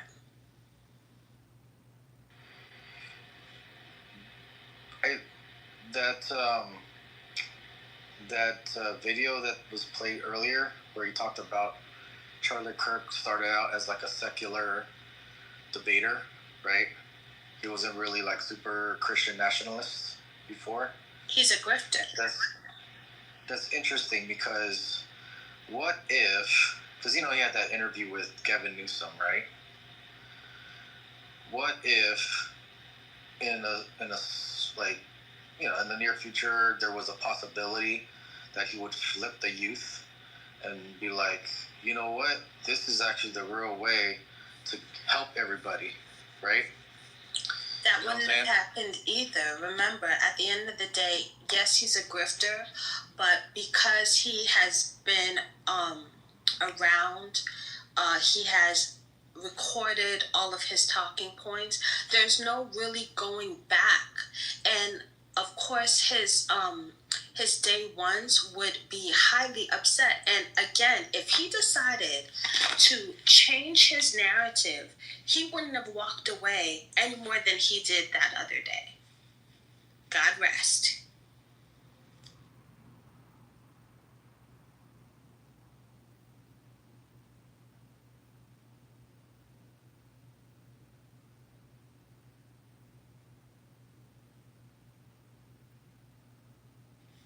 Y'all think Kirk is MAGA adjacent. I think Kirk is a grifter who got into a sweet role in MAGA. I think his wife is very much MAGA, and she will finish and complete the work that he hasn't. And I hope to God, I truly, truly do, that her voice goes unheard, because she sounds horribly dangerous. There were people talking about her earlier and like really emphasizing how dangerous she sounds, and the sounds might come into action. And the way I heard people just saying, oh no, it's not going to take flight. Charlie Kirk wasn't supposed to take flight either. Charlie Kirk was a grifter. He wasn't supposed to take flight, but here he is being praised around the world for his goddamn bigotry and horrible and hatred rhetoric. So who knows what she's going to do once she has the gavel in her hand.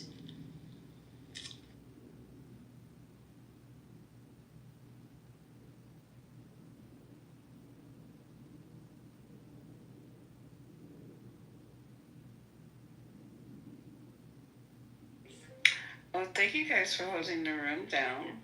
Hey, good morning. Good morning, everybody. Thank you for holding the room down. No. So, I know it's early and late, so I'm just going to go ahead and close the room. Are you guys good with that, or you got more you want to hash out? No, Yeah, we're good. We're good. All right. Go to sleep.